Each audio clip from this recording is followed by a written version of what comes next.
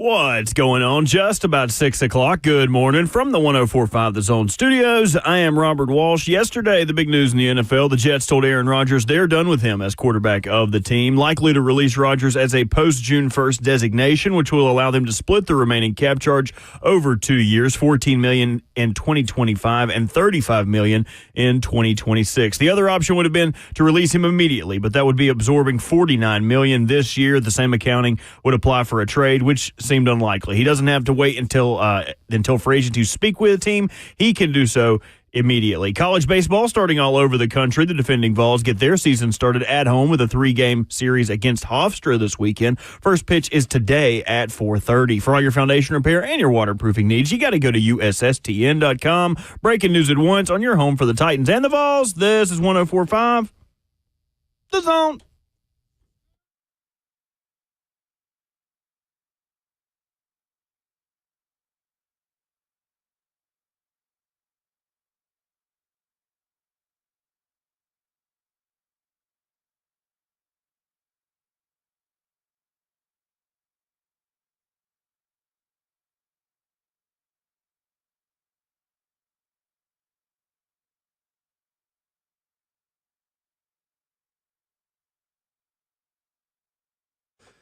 Kicking off your Friday morning on 104.5 The Zone. Welcome in.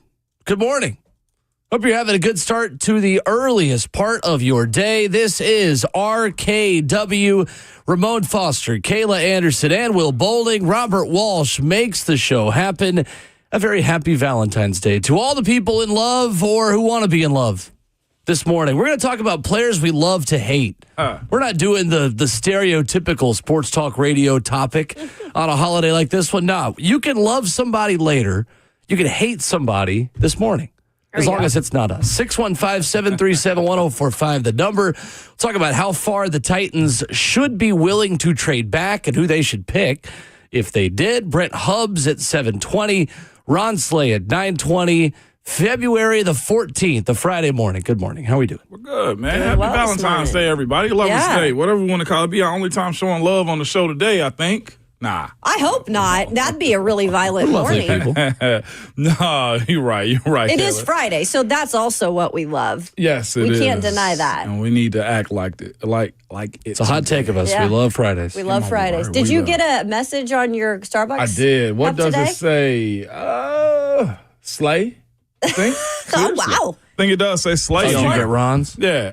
No, it's mine. That's actually really funny, though. Like that would be the saying that you get today, but that's your brother, too. I know. I think that is. That's hilarious. What's the weirdest weirdest way your name has been spelled at Starbucks? At mine, with an E at the end of it, or with the ROMONE. Ramon. I've had that spelled sometimes, too. So I feel like, Will, you're the only one. Well, I guess Bert, too, that doesn't get it spelled wrong. I get my last name spelled wrong. Last one, yeah. Somebody People put an I in my name. I hope not. Or a W. There ain't no way they mess Who up knows? your name. Well, most people, I usually things. put down Robbie, which is like what most people call me, and people spell that with an I-E. I know. Who the hell are you, Robbie? I know. That's why I had to, as soon as I got to college, I kind of stopped being Robbie. Robbie sounds like the guy who would, the kid who would break your window, playing baseball, and then be like, I didn't do that. I'm out here eating bugs. Oh, speaking of that, too. So yesterday I'm at my kid's school, right, and I'm pulling up. Fascinating thing. Okay, it's supposed to be Lovers Weekend, all right? Love is in the air. Everybody love each other. I pull up yesterday, and the gym that I pull up to, I guess they were having a young kids practice. There were had to have been brothers out there getting to it, okay? They were headlocking. Fighting? Okay. Oh, my gosh. I'm glad he made that distinction. Yeah, I know. I thought it was something else. Was I going that rogue with that? I thought it was like they were with their girlfriends. No. Or something. Like that car was shaking, boy. It's very confusing for a second. Oh, my gosh. Ramon, clean it up. Get it together. Well, because you're talking about love. So. They were, I was speaking of opposite of love. I need to clarify myself earlier in the story. I always do this lead up to the story thing. Well, either way, what I'm telling you, they were fighting. You really do. They were fine. I love the theatrics and dramatics of stuff, okay? That's the Right. reason I You love should be like an drama and actor. suspenseful movies, okay? Or comedies. What I'm saying is this, these two brothers was fighting their tails off, man. Like the older brother had the little brother in the headlock, Dang. and the little brother got him off of him, pushed him, and the big brother knocked his books out of his hand, and I think their mom bought him food. He smacked the food out of his hand. I was proud to see young kids fighting like that, okay? Especially at a private school. I was like, hell yeah, let's go.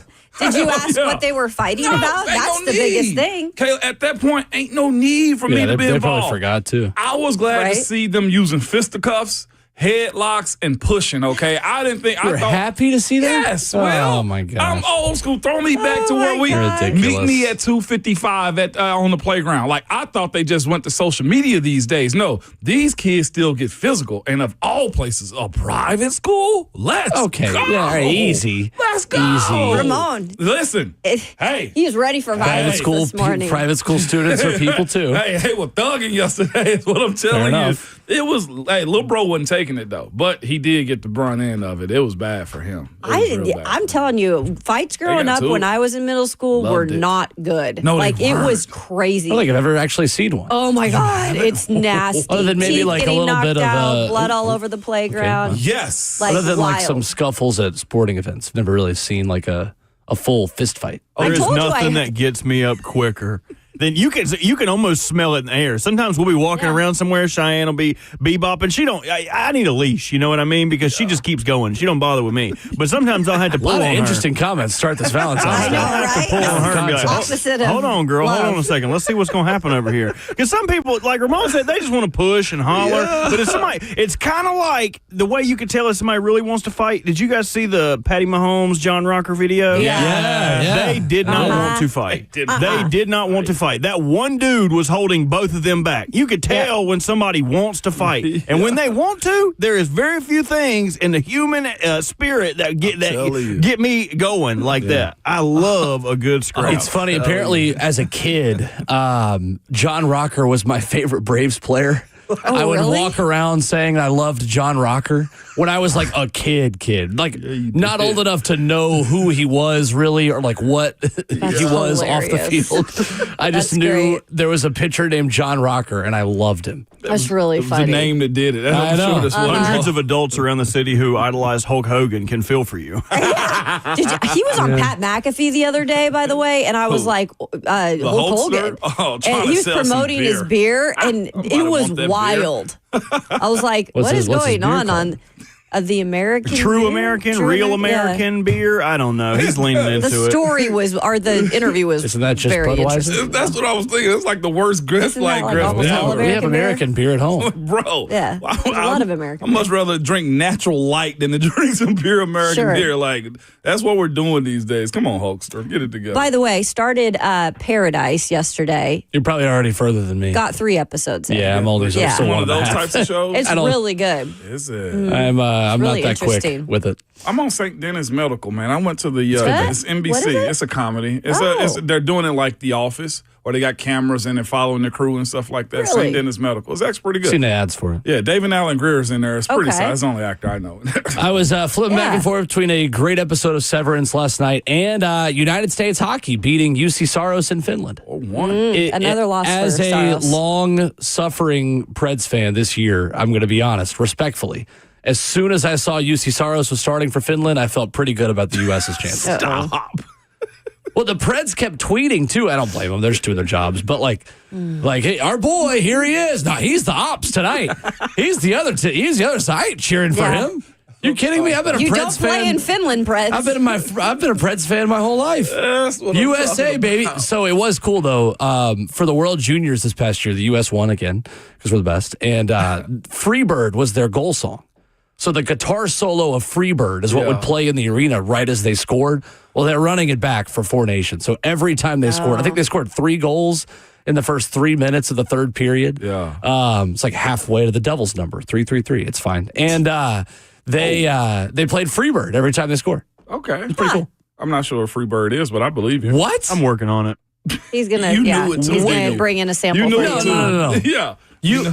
Well, Are we that Hold on. shocked? Come on. no, yes. Come on. Yes, absolutely. Freebird is not country.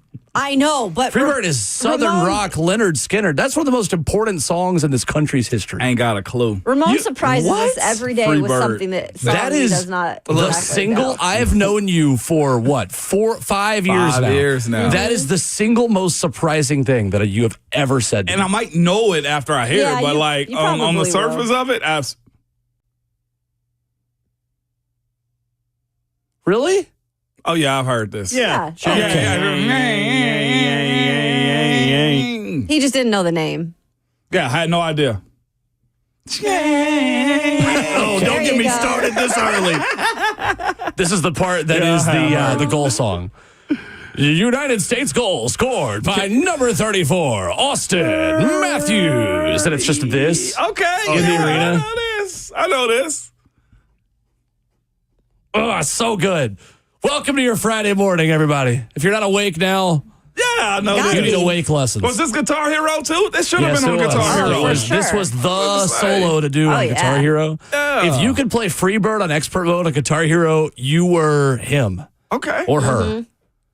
But Gotcha. usually girls are too cool or too pretty to play Guitar Hero, so usually it was just the boys. It's always There's yeah. tons of girls who play guitar. What are we talking I just about? never seen- Guitar I've Hero. never seen Guitar a Hero, the viral. video game. I'm not talking about playing guitar. I've never seen a viral video Guitar of a Hero. girl playing Guitar Hero though. I have not. It's I'm only sure been there's dudes in the something. rooms. Yeah. Sure. Yeah. I've never seen it though. But hey, maybe my algorithm's always messed up anyway. But yeah, fights, man, they were awesome. Love it. And we're also hating this morning too. We're speaking about what again, Will? What's our main topic again? Coming up in, well, it's not the main topic of the morning, but coming up in a few For me, minutes. I might just fight you if you keep it up this morning. Players you love to hate. We're looking for one college and one pro, or you can just give multiple if you're quick with it.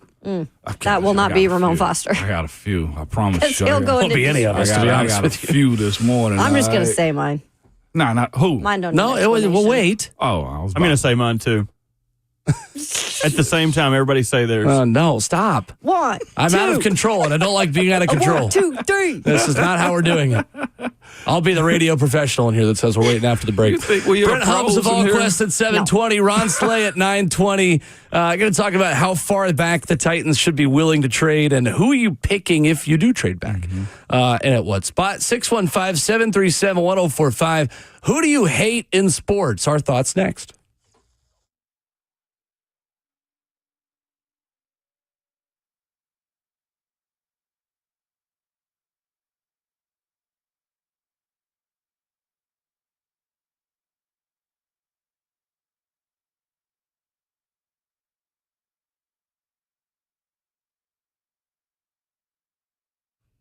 It is very likely that in the past couple of days, you have had to maybe turn up the heat a little, or your significant other has done that. And maybe that heat is going straight out the window. And good chances are, if that's happening, you've got really poor windows and you probably need to upgrade so you can save some money, because that's what we all want to do this time of the year. So our friends at Window Nation, Moan, they are giving 60% off all window styles. Plus, you're going to pay nothing for no interest for 2 years. That's crazy, Caleb. But here's why we also trust them, too. They got an A-plus rating from the Better Business Bureau. Before the windows leave the factory, you get a 50-point inspection on every single window. And guess what? It doesn't end there. A 20-point inspection on every window when it's installed, too, man. The installers, most of them have over 15 years of experience. Simply put, man, we trust Window Nations, and you should, too. Simply go to their website at windownation.com or reach out and call them at 866-90Nation. Be sure to tell them Ramon and Kayla sent you.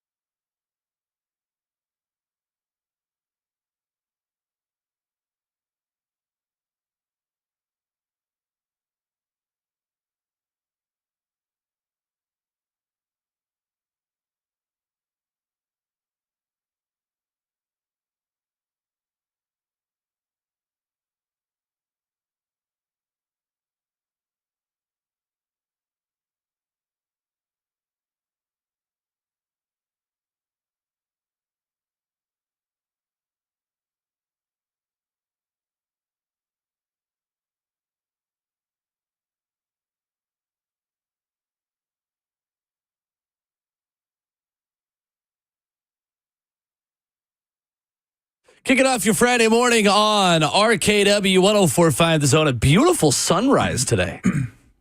Looks like kind of pink, actually. Kind of like Valentine's Day. I'll trust you. Somebody new. It's out there. You got the shade over there. Yeah, not opening it. Okay. Well, Remote Foster, Kayla Anderson, Will Bowling, 615-737-1045. Who in sports do you love to hate? Ramona started 2 shows in a row talking about his affinity for fighting. So we're just going to probably go get some coffee and just leave the room while Ramon lists all the people he hated playing against. No, straight up. There's a few of them, and some of them are offensive guys, too. Absolutely. Some of them are offensive guys. I found ways, I sound like Blaine when I say this, I've heard Blaine say this time and time again. I found ways to hate guys, to motivate myself to be like, yeah, screw this dude. Blaine has talked about how he'll make stuff up in his head. Really? About ways the guy that he's playing against has wronged him to make him more angry. That's wild. I never made up stuff. I just watch tape and just be like, how'd he get away with that? What's wrong with you? Oh, look at him putting his hand in the offensive lineman's face again. Like, there he is. The funniest thing you would do is you would turn and say, hey, turn around. What's your number? We didn't watch film on you at all. That's the most you thing I love that you ever did in your career. I absolutely loved it. Let us know, who do you love to hate in sports? It could be a coach. It could be a college player. It could be a pro player. It could be someone who's playing now, someone who's not anymore. 615-737-1045. Who you hate. You can save all the love for your significant other for later. We'll start the morning a little bit spicier than that this morning. Ramon, will you lead us off? Because I feel like you're going to have plenty here to share. I do. And I'll go in waves in case we need extras, okay? Just so you know, I got a list of them. Got a whole list. And a lot of it come out of respect, too, before I say all that. So if somebody catch these clips, it's like, Ramon hates you. It's like, no, it comes out of respect for you also because of your game. Oh, the aggregators don't care. Yeah, they don't. But I'll go college first. First person that pops up on my list, man. Brandon Spikes. Oh, okay. Florida. And this is also during the Urban Meyer, you know what I'm saying? Joe Hayden era of Florida football where, I mean, every single athlete that you wanted out there, Percy Harvin, the Pouncey brothers, I hated everything about that team, that school, that mascot. But Brandon Spikes is one of those dudes, man. He was the beginning of the end of big linebackers, and all he wanted to do, and even when he got to the NFL with the Bills, like inflict pain on you. Sure. Nothing mattered. Like, I played tackle, and at the time, I didn't like hitting the linebackers and stuff like that. And he would just seek out somebody. He'd be going to the running back to make a tackle, and he'll peel back just to hit it like me or another guard or tackle just for the hell of it, man. So I'm going Brandon Spikes and the Florida defense era 2006 to 08, man, just on the basis of I hate Florida that much. Solid. That was an era, though, Very where solid. a lot of players, I think you could say, were that annoying or would get on your nerves. And I'm going to probably catch a lot of heat for, I'm going to add to that because it is one of the players that I love to hate. It's Tim Tebow. You hate it? Yeah. Tim Tebow. Hey, I get did. up top, Kayla. Give me a little. 100%. I know there's a lot of people who loved Tim Tebow. Ain't no lie. But it's the time that he played in at Florida with Urban Meyer. All the love that he got, I think, was overwhelming. The attention seeking. The and the, you know, there's a lot of things I could go into that I just was like, okay, calm it down. Just, you know, do your thing on the football field. I just feel like he always put himself out there with other things in terms of off the field stuff. And I know he's religious, and I'm religious too. But in all things I've heard, he kind of put great human. And I've actually met him after the fact, like, you know, years after when I was covering sports. Very nice man. Yep. But just would shove a lot of things down your throat, and you're like, okay, let me just like chill for a second and watch you play football. Like let's just take a deep breath, Tim Tebow, and play football. So he got on my nerves for quite a while. And I'd say even after that, like when he was in the NFL and everybody wanted to talk about how, okay, he's going to make it as a quarterback. Oh, no, we should have been a tight end. Like, oh my God, he's not going to make it in the NFL. Like, it is what it is. Case closed. Put a stamp on it. It's Tim Tebow. And there he goes. I'm thinking his career is about to end, and we about to put him out of his misery playing in Denver in the playoffs at the time, and he hits us like a 75-yard bomb in overtime. First play, done. We were sent home. That was the peak of Tebow time. Oh, absolutely. Oh, yeah, sorry. I forgot that. Tebow time. Tebow time. It was against Ramon. It was. In Denver. Forgot about that. No, Sumo time. 100%. If you ever go to Ramon and talk about how much you don't like Tim Tebow, y'all will be best friends. We're going to that because we were supposed to beat them. Ryan Clark couldn't play, and we had a backup safety in too that played up too tight. Yeah. And I think it was who was it? Derek Thomas. Who was it? The wide receiver. Demarius Thomas. Denarius. Yeah. Demarius Thomas. Demarius. Yeah, R.I.P. Yeah. Called Jeez. a Hail Mary to the house. First play. Yep. It was like one of those skinny posts. He caught it outside and then just immediately got inside the safety. Yep. See ya. Jim Nantz on the call of that game too. And the dude that hit the bad angle, awesome individual. I don't even want to say his name. Great dude. But that Ryan What's his Bundy. name? I was like, wait a second. But if it was on us, Being Don't tease Ryan us with Clark, this. those are high expectations. At that Yeah. point in his career, Ryan Clark was the best of the game. he was one of the best. Yeah, man. Who's yours? Oh God, so many. Such a long The list. easiest Titans fan answer would be Ray Lewis growing up. Sure. The feud that him and Eddie George had as players, very public. They're friends now. They've reconciled all of those things. But that was a fun rivalry to watch growing up.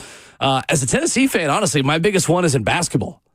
Marshall Henderson at Ole Miss. Marshall Henderson. Oh my! Y'all don't remember Marshall Henderson? Let me look him up. It was the annoying white dude that would trash talk everyone in the crowd. Sure. Who was just getting buckets. Sure. Just absolutely. There's a funny gif of him making fun of an Auburn fan who was sitting courtside. That was back when it's kind of hard to single one out. Well, it's easy to single one out because only about 20 people would go to Auburn basketball games. But he and that guy were just yelling at each other, and he was the ultimate agitator. Honestly, I respect it the older I get now. Yeah. But God, as a Tennessee fan at the time, I hated him. And then Joakim Noah, another one of those my Florida God. basketball teams, absolutely could not stand him. I couldn't stand him, and I wasn't even remotely close to the Sure. South. I could not stand Joakim Noah. Joakim, why That is that, second man? Florida team was I don't not know. championship level.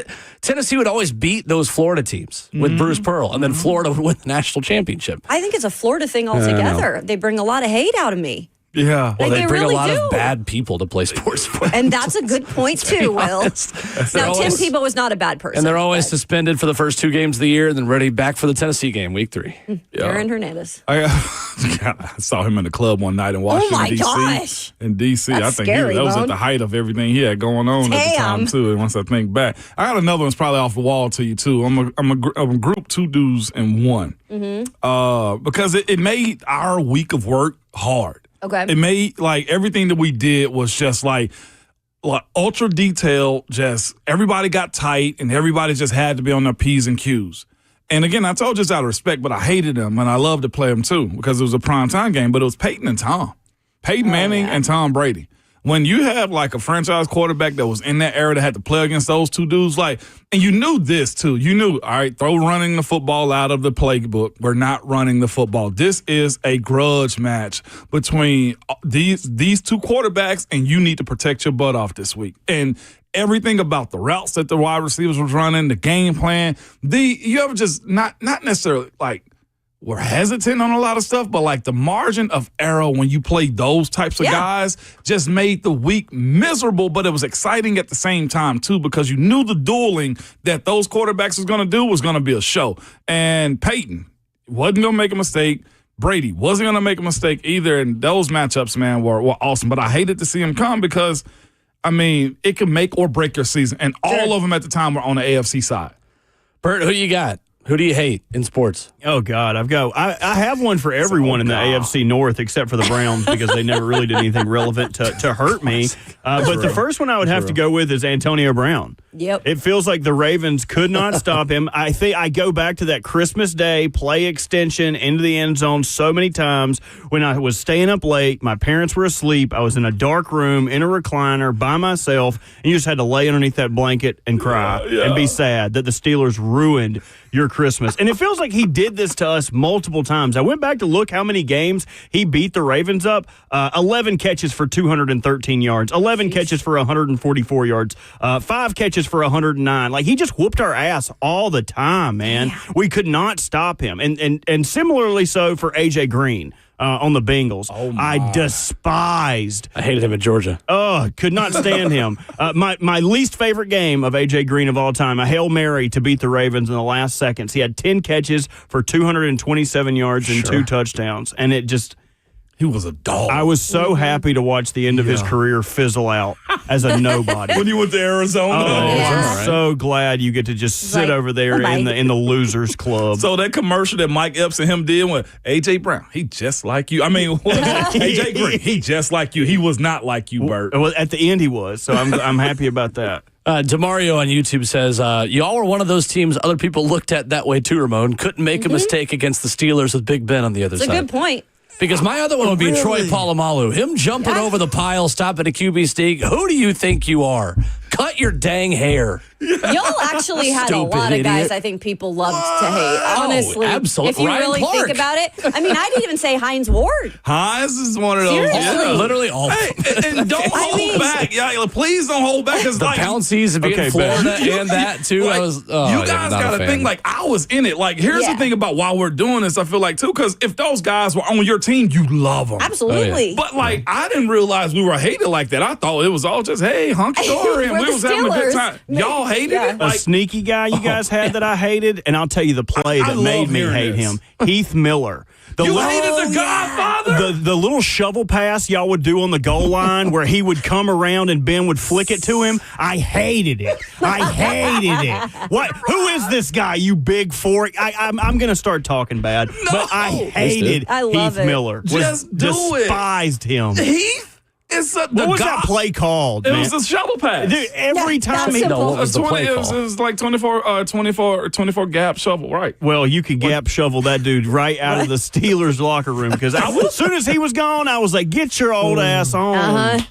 Heath Miller is the greatest dude ever. Tried to replace him with Jesse James. I was like, yeah, keep those guys coming. Keep those guys. Don't bring another Heath Miller in here. And by the way, I'm glad you guys got rid of him, but Chase Claypool is trash. Nobody in the locker room like Chase either, so you ain't the I'm only glad he one. gone because that didn't even represent your organization the right way. They shipped him off. Yeah. Dio on Twitter says, this makes me happy to see how much Florida is under your guys' skin. You're also under the skin of the Gainesville City Police.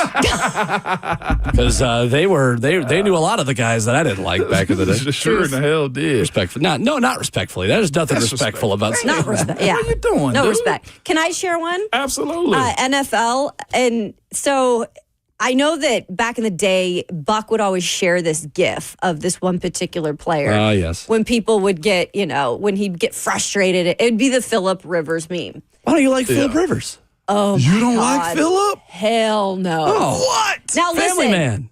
And that's the thing. All the family stuff off the field, that is great. No problem with Phillip Rivers. On the field, the amount of ridiculous trash talk that man did, no matter who you were, what position you were, and the guy didn't even trash talk by swearing. The guy didn't swear. That's the beauty of it. I'm a sailor.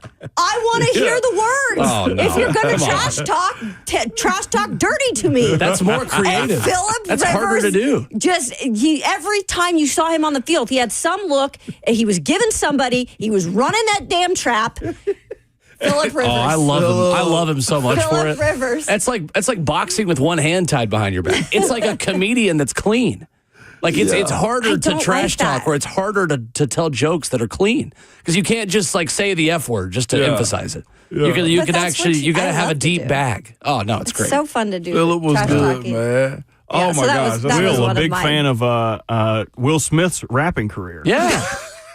Did he never swear either? To the club to the break of dawn. Hey, that is a go. I got a local one for you guys real quick because he's my dog, man. I love him. I love to hate him, man. Every time any team he was on was a very tough team, and they played a certain style of ball too, and he was just a headache since college. By far, one of my Mount Rushmore guys, Wesley Woodyard. The legend. Oh yeah, I hated to play him. I bet he sucked to play against. He cracked me in my junior year at Kentucky. The hardest hit I've ever had in my where? life at Kentucky. Yeah, I can call them Kentucky, right? Yeah, We've been beating football. them. Yeah. They beat us like 3 times in my lifetime. But Wood, man, from Kentucky to Denver to the Titans. Like, I was just telling a story the other day. Like, West used to just come downhill, and I just got to a point. I was like, I'm gonna cut the hell out of you. Screw this. I'm not about to hit you like this no more. And he got mad one play. I was like, why you cut me? So you think I'm about to hit you? It was a Thursday night game. Woodyard is in that conversation. Love to hate him because I knew the defenses that he was playing on were gonna be just nasty. I could see that being a thing. I loved covering him, but I would never want to be his enemy. Woodyard, man. I mean, he's such a great dude. That's one of my better friends for sure. Yeah, he's awesome. The other one for me that I irrationally hated Come on with it. was Rodrigo Blankenship. Yep. The kicker from Georgia and I the can see Indianapolis that. Colts. We are equal opportunity haters on this radio program. If you're a kicker, if I saw him on the street tomorrow, I'd trip him. All this stuff about, like, as the person I like. No, I don't like anything about that guy. You don't like the specs? No, absolutely not. Will Absolutely step not. on him right now. I know Get you a would. prescription visor like a man. Take off the rec specs. I don't even know if he's in You the are league not right that guy. He was his little celebrations. now. He was supposed to be the thing for the Colts. he is not in the league. Yeah. His whole thing this year was he was recreating the best kick every week to try to get a tryout. Oh, boy. Boo. That's tough. That's a tough kick in life right there. Bell is in Bellevue, 615-737-1045. Who do you hate, Bell? Oh, Grayson Allen, man. I mean, yeah. the kid was just a complete tool bag. I mean, not just a tool, but a we say complete tool bag. Just the way he went at people, and then the privilege of, not saying private education well. Yeah, man, you ain't Hey, wrong. listen, A guys. rusty tool bag too. Yeah, I hated him too. I forgot about him. He's pretty bad. That's a good one. That's a good one right there. Thank you, Bell. Thank you, Bell. Will, can we say that? That ticked me off just hearing it right there Generally about don't. It Grayson. does sound like something we couldn't say on this. And he's still radio doing the station. exact same stuff in the league too. A little Oh, digging for for you sure. guys. Rodrigo Blankenship kicking for the St. Louis Battlehawks. You can head north and go watch him kick if you'd like to. Go. Pay $12 for a Specs ticket to and go see all. him real quick and boo him. Be me in the background with Will. Boo! Yeah, that's right. Better not wish he's going to come here for some reason. I mean, the Titans do need a kicker. Yeah, I'm not going to wish that on you, Will. I'd rather Ryan Stonehouse just kick and do all that stuff too. Ryan in Lebanon next up. Hey, Ryan. Hey guys, so I actually have two for you, but since it's Daytona 500 weekend, one, Mr. Kyle Busch, hate that guy, Okay. and then Will, I know you're going to feel me on this one. Zach Edey, can't stand the guy. Oh my gosh.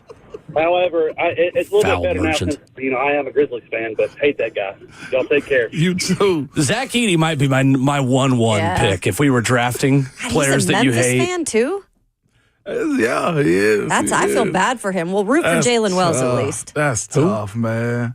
Who's Jalen Wells? Played for Washington State. Oh, okay. That Don't poo-poo on Washington State just because you want to poo-poo on Washington State. Enough with that. I don't He's have a good negative player. opinion of them. I don't know He's who a this good human player. is, and you're bringing him up. I don't know, like, He's why a are we good bringing him player. up? Okay, I just made you a could comment. make up root a name. for Jalen Wells Let's go. Why should Ryan in Lebanon care about the guy because that he's went a to Washington Memphis State? fan let's and he go. plays for Memphis and he's actually a good player. Let's go get tickets and watch him there. That's what I'm I've talking been about. actually looking forward to that. I Yeah. might do that. I also hate Kyle Busch, but I also have a little love for him because he's the only guy that you can point to in NASCAR that is going to start fights consistently. That's what I was gonna And say. for me, Yeah, that's you the gotta best have part that. about NASCAR is the fights. His fight with agree. Ricky Stenhouse Jr., I believe it was last year at North Wilkesboro, was awesome. Yeah. By the way, Mark didn't he throw Martin- the helmet at like the car? I don't know if it was Oh, that yeah. one. He did throw the helmet, but I don't know if it was in that fight. Mark Martin was like that too. He retired Martin. years ago, but he's about 5 feet. I got in a fight with him in the pit after What? interviewing him. Oh yeah, because I wasn't going to back down. He would not answer my question, and he honestly about fought me. What was the question? I was a right baby here. broadcaster. I said, "Do you?" I was like saying something about the turn and who turned into him, and he says, "I don't want to answer any of that right now." And I understand old because dude, too. he couldn't see exactly everything that was going on. It was at Talladega, but I was just trying to get some sort of an opinion on what was happening, and he just wouldn't. He wouldn't give in. Can I give you one of his words? Whose? I went to his Wikipedia, Oh no. and one of his awards that somebody has written in, and I can't say it. Antonio Brown Sports C-word of the millennium is what he called him. Mark Martin? It's on his Wikipedia right now. Are you serious? Oh, my I didn't even know he'd gosh. know Mark Martin. John in Nashville, 615-737-1045. Hey, John. Oh, goodness. Hey, what's going on this morning? Good morning, John. Hey, take me back to '06. I've been a Bulldog hater for a long time, and I was sitting in Sanford Stadium that night game between y'all and Georgia, and both y'all, Tennessee and Georgia, were both ranked, I think, top 12 in that game, and I was getting a lot of flack up there, and because we were down at halftime. What was said in the locker room of that game that made y'all just come out and just stump the you know what out of them in the second half of that game? It was, man, it was Thank you, John. One, we were heavy recruited in the state of Georgia, and Coach Yes, you Fulmer were. made that a pride game. That was what that was for us in there, and he just talked it up about how you guys want to come back down here. We own this state, and from that point right there, the hedges were ours. It was just simply put, like there Half was 100 in He that. was Oh, very my calm about gosh. that. There was not a lot of hate to that. No, it wasn't. It was just the pride because Tennessee at that point was just super Yeah. heavy in Georgia recruiting. And like it was a bunch of dudes that was from that area or visited there often too from the agents. We can say that now. There was a lot of partying down there with those agents, boy. Oh, I'm sure. Yeah, it was. C Blue on YouTube says, of course, Will likes clean comedy. Really, I just like Nate Bargatze. Yeah. Well, listen. He is a Vandy guy. The ultimate one for me though too He is Vontez Burfict. Did y'all Oh, hate yeah, him and I as saw somebody else. was he with as that. did Yeah. y'all hate him as Yeah. much too? For sure. I think anyone who just like 100%. is a human. I loved him pre-draft. Pre-draft? You loved the penalties he gave you, but Loved him pre-draft. Dude. other one, speaking of Georgia, as a player was David Pollock. You like David Pollock really? was so annoying as a player. Oh my gosh, yes. I never thought of Pollock I like didn't that. either. Absolutely. I never thought of No Pollock doubt. like that, man. 615-737-1045. Who do you hate in sports? Plus, NFL Combine. There was a local snub, in the opinion of the offensive lineman in the room from a former Tennessee Vol who was not invited to the NFL Combine. I will talk about that next.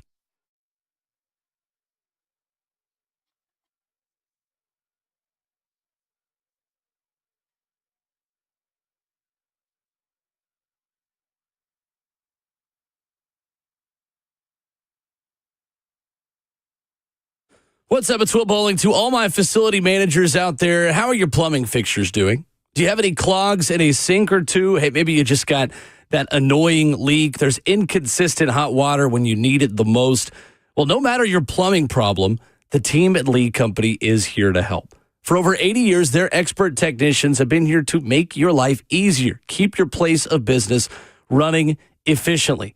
Available 24/7, 365. Call Lee Company today at 615-567-1000 or contact them online at leecompany.com. Do what I do and trust the folks who have been in business for over 80 years here in Middle Tennessee.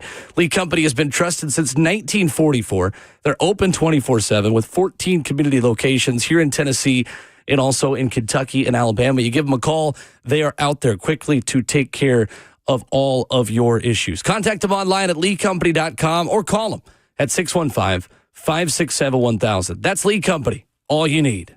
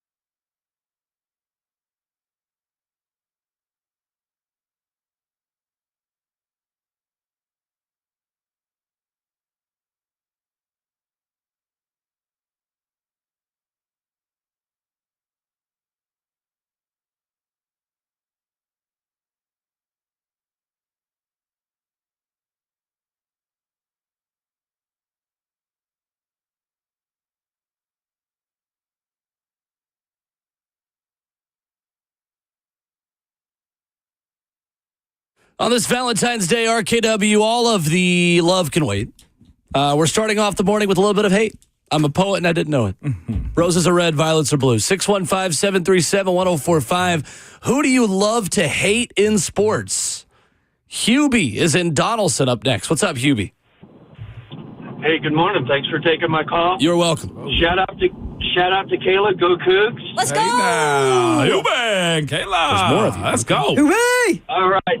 I can't believe you haven't brought this player up. Rajon Rondo. Yeah. Oh, Great pick. yes. That is an Man, awesome and that pick. white headband, and his attitude, that smug look on his face, man, he was easy to hate. Yeah, he was, and he had that smug look on his face, did it. I wonder how many Kentucky fans have to say that about Ron Slay.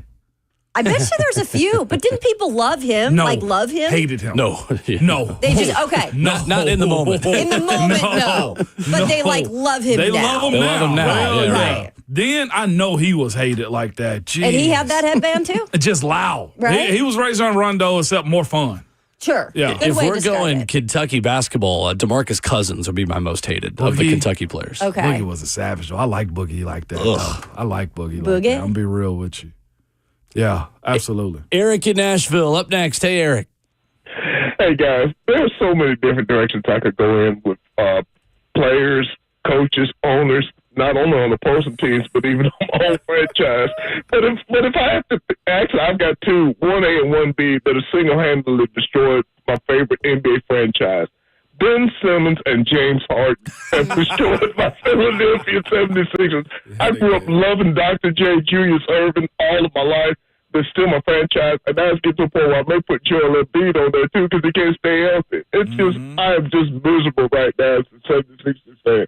Guys, happy Valentine's Day. Y'all take care. We'll talk to you soon. Thank you, Eric. Thanks, Eric. I aspire to be as tickled as Eric Me is. too. He calls in just tickled every love that. time. I love Great it. attitude. It makes to me have. smile every I know, call, me Eric. too. Don't you ever not call in, okay? Ever. It's just funny. Eric is like, oh, I could go so many different directions. Eric, we know how deep your bag is. We know. Oh, yeah. Bag, heavy, That's what I'm saying. heavy. Big Orange Mac, most hated. Mac, All go right. ahead, buddy. Good morning, RKW. I am always player hater of the year. You are. This is my topic. I love it. I'm like Eric. I got so many, but I got two. My first one, Bryce Harper. Can't stand that dude. Great pick. The Atlanta Brave and me just he makes Amen. me want to vomit. I can't stand the dude. Just the very sight of him. Just because it's smug as he Preach. plays with, too. Preach. Number two, his personal. This is one that's personal with me. His name is Dylan James, or I like to call him Dylan Lanes.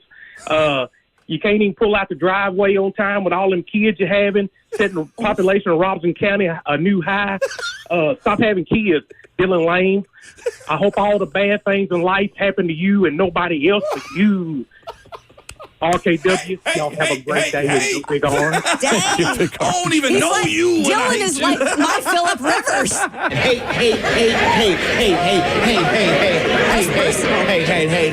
Who is that? Who's Dylan James? I think it's like his neighbor or Corny something. it is. I think it's his neighbor. Neighbor. That's what I took out of it. Hey, Mac went Robinson County. That's on hilarious. Tough day to be Dylan. Tough day to be Trying to go get his awesome. significant other some flowers. Maybe just start off the day. Hey, you too late if you're looking for him today. Right? I'm telling you, these snotty-nosed kids. Yeah. Big Orange Mac said, let me Stop bring a having- crowbar in my phone at the radio show Call this back morning. anytime, That Mac. was hilarious. I love him. I love Big Orange Mac so Told him it much. had been too long. I'm telling you, It had been too long. Personal hate is Is good he the right one here. that puts the tweets up? Yeah. Okay. Wednesday tweets. Yeah, if you don't know, Hump day. yeah. Matt on YouTube says, as a Braves fan, Mookie and Clayton Kershaw. Really? I don't know how you could hate Mookie. Oh, God. Mookie is so. I hate the Dodgers, but I love Mookie I hate the Betts. Dodgers too, but Mookie is awesome. I hated Boston, but like Mookie's on the Boston. We Yeah. got Boston jerseys. I mean, I because of hate that. LA, but What I are we don't talking hate- about? Trevor Bauer, another good pick for hated athletes. Trevor Bauer. What was the Well, he kind of got.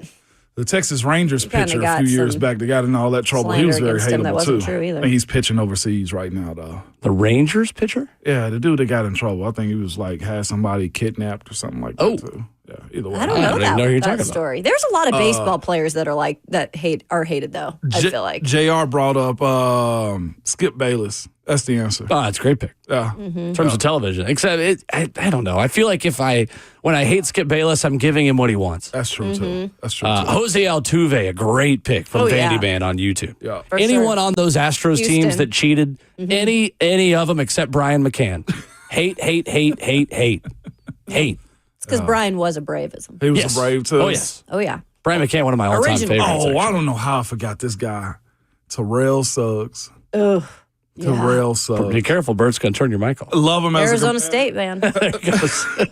Love him as the ultimate competitor. After the game, cool. But he, again. On the field, yeah. Oh, my God. Yeah. I respect the hell out of him. He should be a Hall of Famer, too. But, boy, again, one of those guys that got the entire team going. Real quick, before we get to the second hour, why didn't Cooper Mays get an NFL Combine invite? Maybe they got all their answers. I saw a report that they were only accepting good players this year. Oh, my. You shut up. Oh. It's the lead up to it. When you act like you're going to say real analysis and then you say something mean. If you want to say something mean, just start that way. They didn't want him to get hurt warming up or something. I don't know. Wasn't he he was a finalist for the Remington Award too? And I think that's One of the why. best centers in college football. I don't understand that. They got all their answers, is what it is. He's think played. so? He's played so much that everything they need from him is on his tape. It's the way I think it is. Okay. And then, of course, Tennessee's pro day is going to be a big one, too, just because a lot of scouts will be there before James, if we can be honest, Sure. also, and Omar Norman a lot. But he's a guy, in my opinion, that's good enough, but probably they got all his tape. He could be a fifth rounder, I think, at this point, though. Okay. Too. But the injuries is where you look at a Where guy you like look at that. it, yeah. I'm more upset about Willie Lampkin more than anything. Don't get me started. Undersized center. Don't get me started. He can play wherever. Short king. Play wherever you want him to. He's a dog. He That's probably a play on snub. defense if you want him to. I'm moving him to linebacker. I just need to get that dude on the Fullback. team. That's what I'm saying. Sure. Just get him on the team. Devin on Twitter says Brad Marchand, who he hates. Yep. I'm not sure. Ellis says Shannon Sharp. Yes. Oh, yeah. Commenter on YouTube says Will Muschamp. Absolutely Will right. Muschamp. Will Muschamp is in my maybe Mount Rushmore of people I hate the most in sports. Do we put Urban in there too? Yes. Oh yeah, you got to. Urban. Nobody mentioned And I think Belichick. people will put Lane Kiffin in there. Yep. Absolutely. In this Absolutely. state, absolutely. Yeah. You know? I'm still not over. I ain't. Absolutely. About Dave Clawson. No, absolutely not. I'm glad to say I'm retired though. What? Because then you took our football coach. 615-737-1045 is the number. Coming up, Buck had an NFL draft expert on a show yesterday who gave a very interesting scouting report of both Cam Ward and Shedeur Sanders. We'll play you what he had to say coming up next.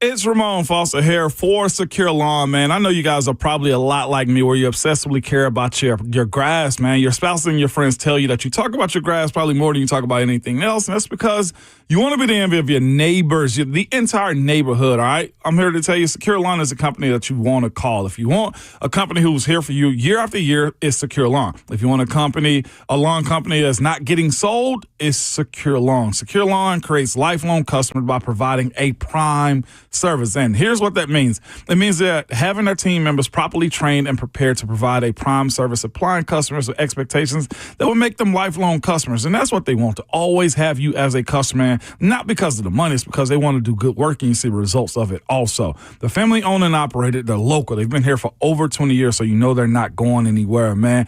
Go ahead and get a head start on your yard. Schedule those appointments, man, so you can be like me with the greenest grass in the yard. You can reach out to them on phone by calling them at 615-893-8455 or go to securelawn.com.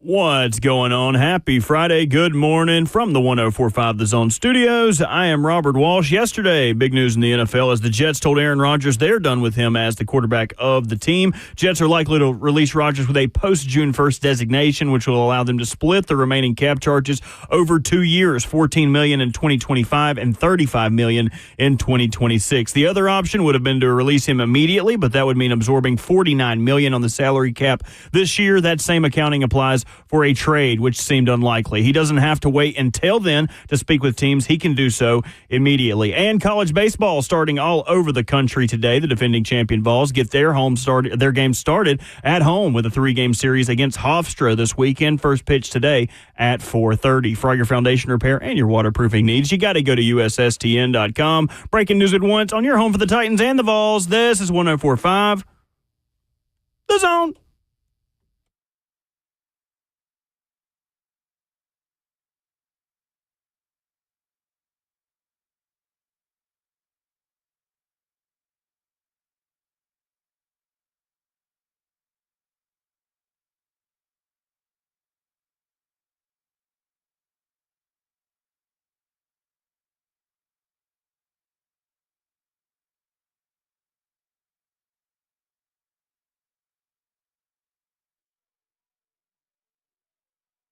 $7 a.m. in Nashville as RKW continues in studio on 104.5 The Zone and live on 104.5 The Zone TV. You pull up your television, your smart device, you got plenty of them around the house. We know it. Facebook Live, YouTube, Twitter, or Twitch. You used to have to wonder what radio hosts looked like. Well, now you can just go on your phone and you can see what we look like.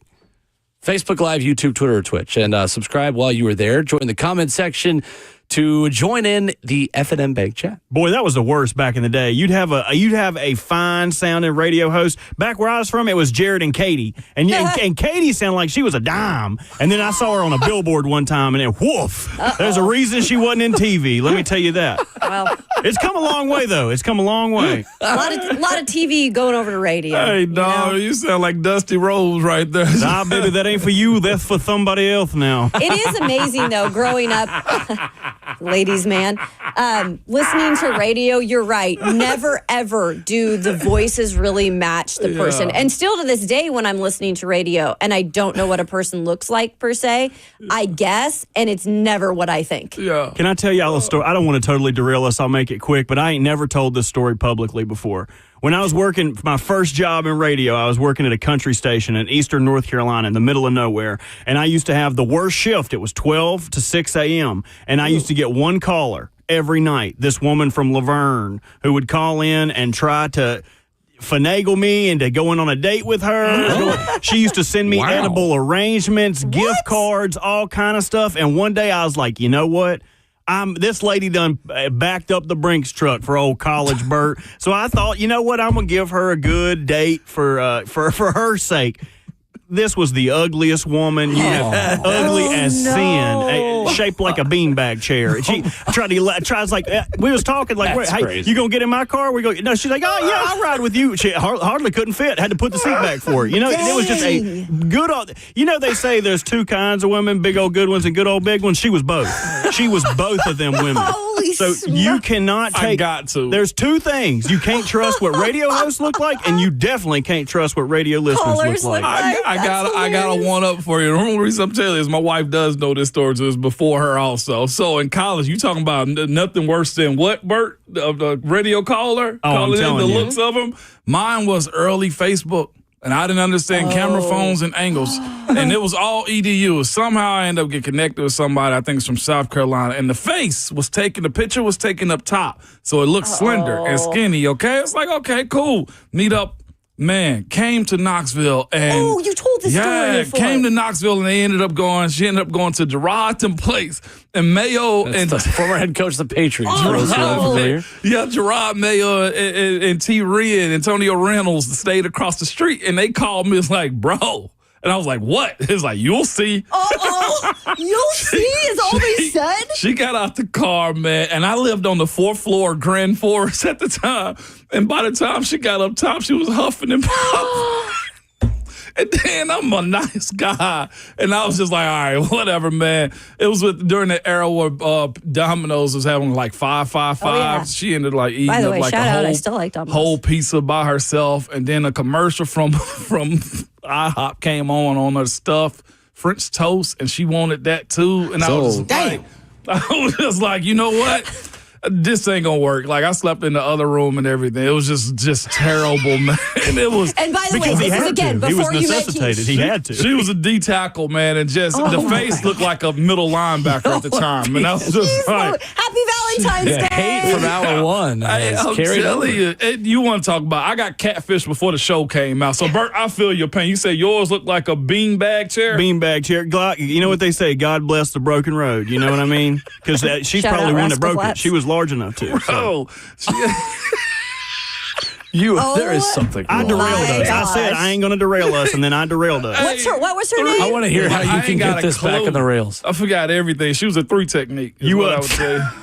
What are we supposed to be talking about? My gosh. You can't even get us back on the rails. Someone- I don't even know where Someone we're else going who's a with big this deal show. this year, Shedeur Sanders. Oh, my and goodness. Cam Ward. Well done. Who will be facing 3 techniques? 7 out of 10. Speaking of 7 out of 10. never mind. Happy Valentine's The Day, other way babe. I on love this. you. You my only one. Love you. I should have waited till 9 o'clock. This is when Cheyenne's going to work, too. She's going to be like, go back to that big woman. No. Oh, my God. John Ledyard was on the Buck Rising show yesterday. NFL draft expert, does a great job covering all these things, breaking down prospects. Talking about Cam Ward and Shedeur Sanders. Thank God we have somebody else's voice to get us back on track this morning. Interesting analysis on both the QBs here. From my vantage point, at least, we'll learn a lot through the pre-draft process on that side of things. Both of these guys are funny because they play quarterback like real lax if you watch them. Like, there's some funny clips out there of Cam Ward, like, just stand in the pocket, not moving. He doesn't have to move on the play, but, like, he doesn't even move his feet at all. He's just, like, waiting. And Sanders plays, they both have sort of this super laid-back kind of Lamar Jackson-like approach when they're in the pocket. Now, neither of them are close to as talented as an athlete or as a thrower as Lamar Jackson is, but they sort of have that style to them a little bit where they're just very calm, composed, relaxed, not a lot of franticness to either of their games. Sometimes that actually gets them in trouble because they both take sacks and make decisions that probably aren't best and aren't happening in a timely fashion. But could that process be accelerated in the NFL, especially for Sanders? You know, that's been the big question. Not great protection. Oftentimes there wasn't somebody open right away. And so a lot of the time he sort of kind of had to play that way. Now, he takes a lot of sacks he shouldn't take. He makes some mistakes that he shouldn't make for sure. He gets himself in trouble sometimes with his positioning in the pocket.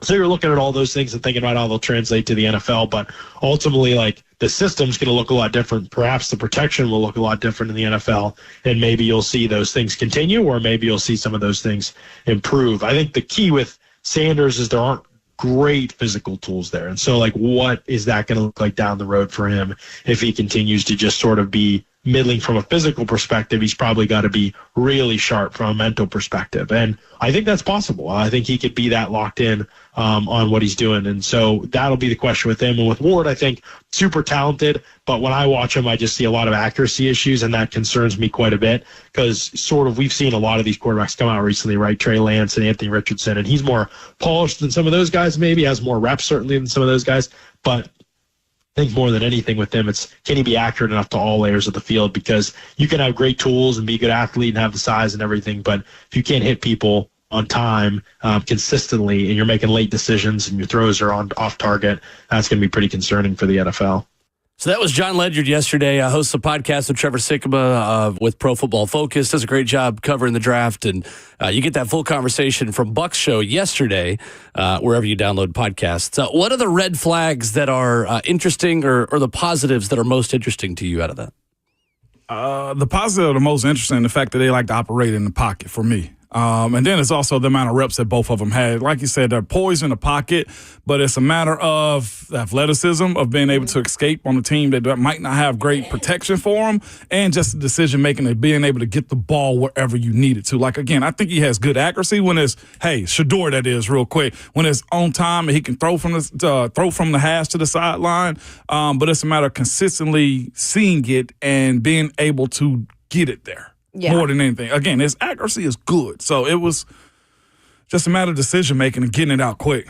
I would say he was right on with the red. There's one thing I'll agree with, one thing I'll disagree with. He was right on with the red flag about both Shedeur Sanders and Cam Ward in terms of the pocket. Maybe being too calm at times, being too lax at times, because it's different in the college game compared to what you're going to see at the next level. And in situations for either Shedeur or Cam Ward, it's likely they're going to go to a place that the offensive line isn't the Philadelphia Eagles, let's be honest. So I think that whole calmness is a good thing at times, but I think they're going to have to learn really quickly. You can't just, sit back there and relax in the NFL. And I think that could be a red flag with both those players if that, ends up not changing for them. The whole thing about saying like Cam Ward is similar to Anthony Richardson, or I don't know who the other player is that they use. Trey Lance, I think. Trey Lance. Yep. I would disagree with that, just for the fact that Anthony Richardson did not play a lot of football up to the point when he was drafted. Cam Ward and Shedeur Sanders have played a lot of football in different places. Yeah. So I think that's a total different thing. I get the strong arm comparison to Cam Ward and maybe the accuracy, but I think Cam Ward's accuracy in football smarts is way different from Richardson. And he said that in the interview. He said that he's played a lot more football than these guys, but as a player, he sees comparisons to Richardson and Lance. Wow, that's fascinating, man. But I made the caveat that they played a lot different amounts of games in college. What I will say is this: the positive for both of them for me, and I've heard it be said more about Shedeur, is just the football IQ that they have. And that's where the biggest positive that either one of them have, and I go specifically Shedeur, is I've seen a whole lot more of him, is seeing his ability to process. And that's one thing that Coach Callahan has said he likes. So I can't wait to hear what the Combine conversation is going to be about. Coming up, VolQuest's Brent Hubbs joins us, our weekly visitor at 7:20 here every Friday morning. We'll go inside the war room at VolQuest.com. The latest about Tennessee football, looking for an assistant coach, in Tennessee basketball, getting ready for a local rivalry against Vanderbilt tomorrow. Brent Hubbs joins us next.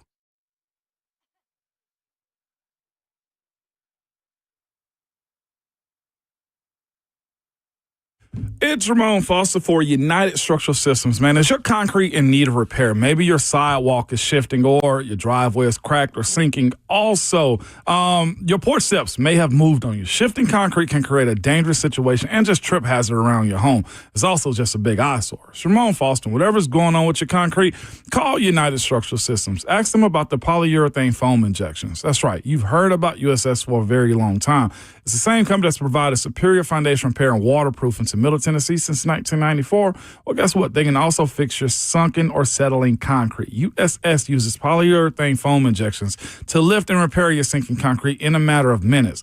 Lifted concrete can be walked on immediately or even driven on after about 30 minutes. So don't go through that long, expensive process of ripping out and replacing concrete. Reach out to the folks that I trust at USS. All right, you can go to their website right now at USSTN.com. That's USSTN.com, or call 615-488-7855. United Structural Systems.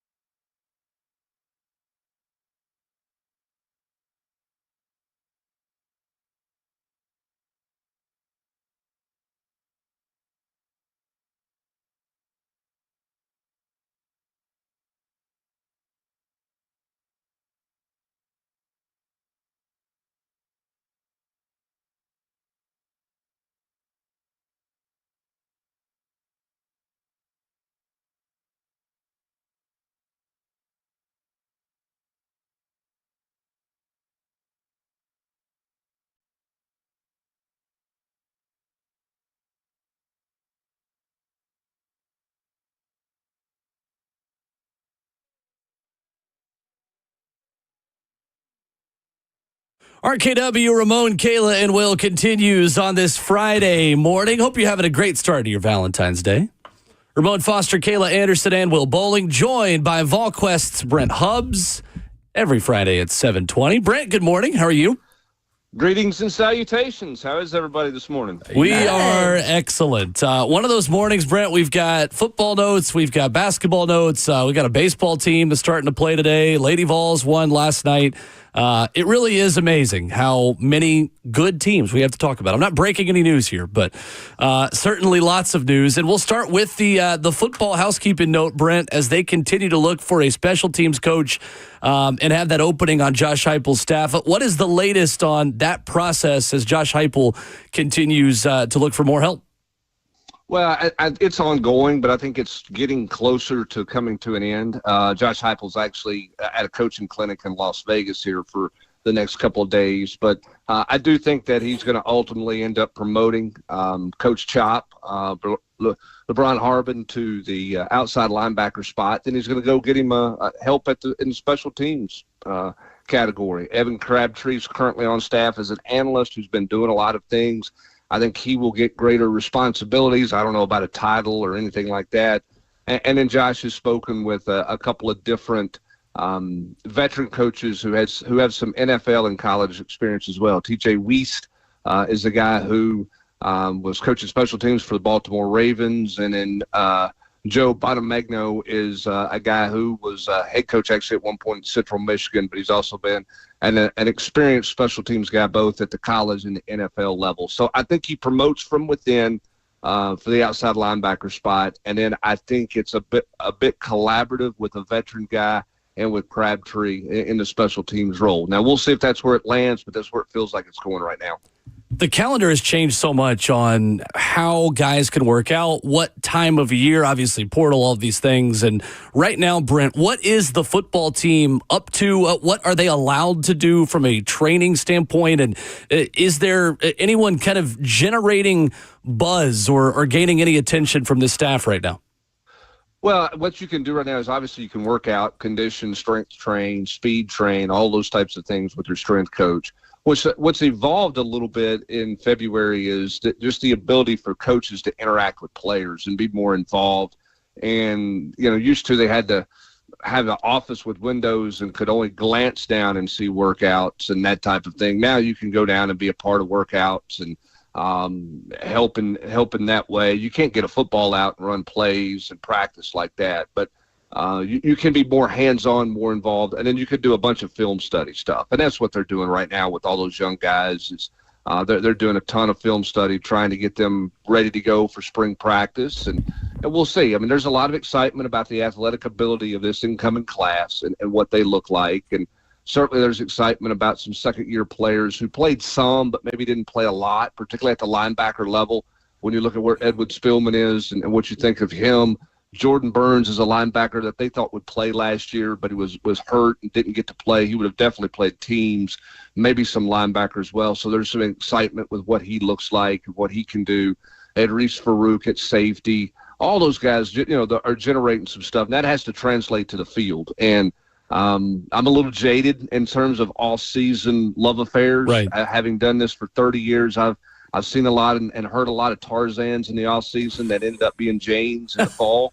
And so I'm a little bit I guess I'm kind of like you guys on your Valentine's love this morning. I'm a little bit jaded with some of that talk. So I don't get too caught up in, wow, this guy's going to be the next this or going to be the next that. It's got to translate on the field. And we'll get to start seeing that 3 weeks from today. Brent Hubbs with us this morning talking about hate and love and all the types of things. Hubbs took me back to a moment right there. This is a time of the year right here for me personally from 04 to 08 to where I'd see all of those new guys and those guys that played just a little bit more than me the year before and the hype behind them. And I would just think to myself, I can't wait to spring. I'm a murder everybody in front of me, man. And I absolutely love that, man. Toot my horn real quick. Won MVP like 2 times in the spring. I don't think anybody's ever done that except for me and David Ligon. But with that being said, who are your guys that do need to take that step? I was looking at the war room, man. You brought up a guy, Arian Carter and David Hobbs, man. One, I didn't realize both those guys had surgeries. What's the update on them and the expectation, too? Well, I think both those guys are going to be limited to out in spring, not real factors because of off-season cleanup work that they've had to have done. So that opens up an opportunity for, some other guys, those other linebackers I just mentioned. Mm-hmm. When you talk about who's got to take a step, you got to start at the receiver position, right? Mike Matthews, who we all talked about every Friday on this show. Is this the weekend? Is this the Saturday Mike Matthews is going to show and going to be a factor and all those things? Well, now guess what? There isn't anybody in front of Mike Matthews. I mean, this is Mike Matthews' time. He's got to take a step forward.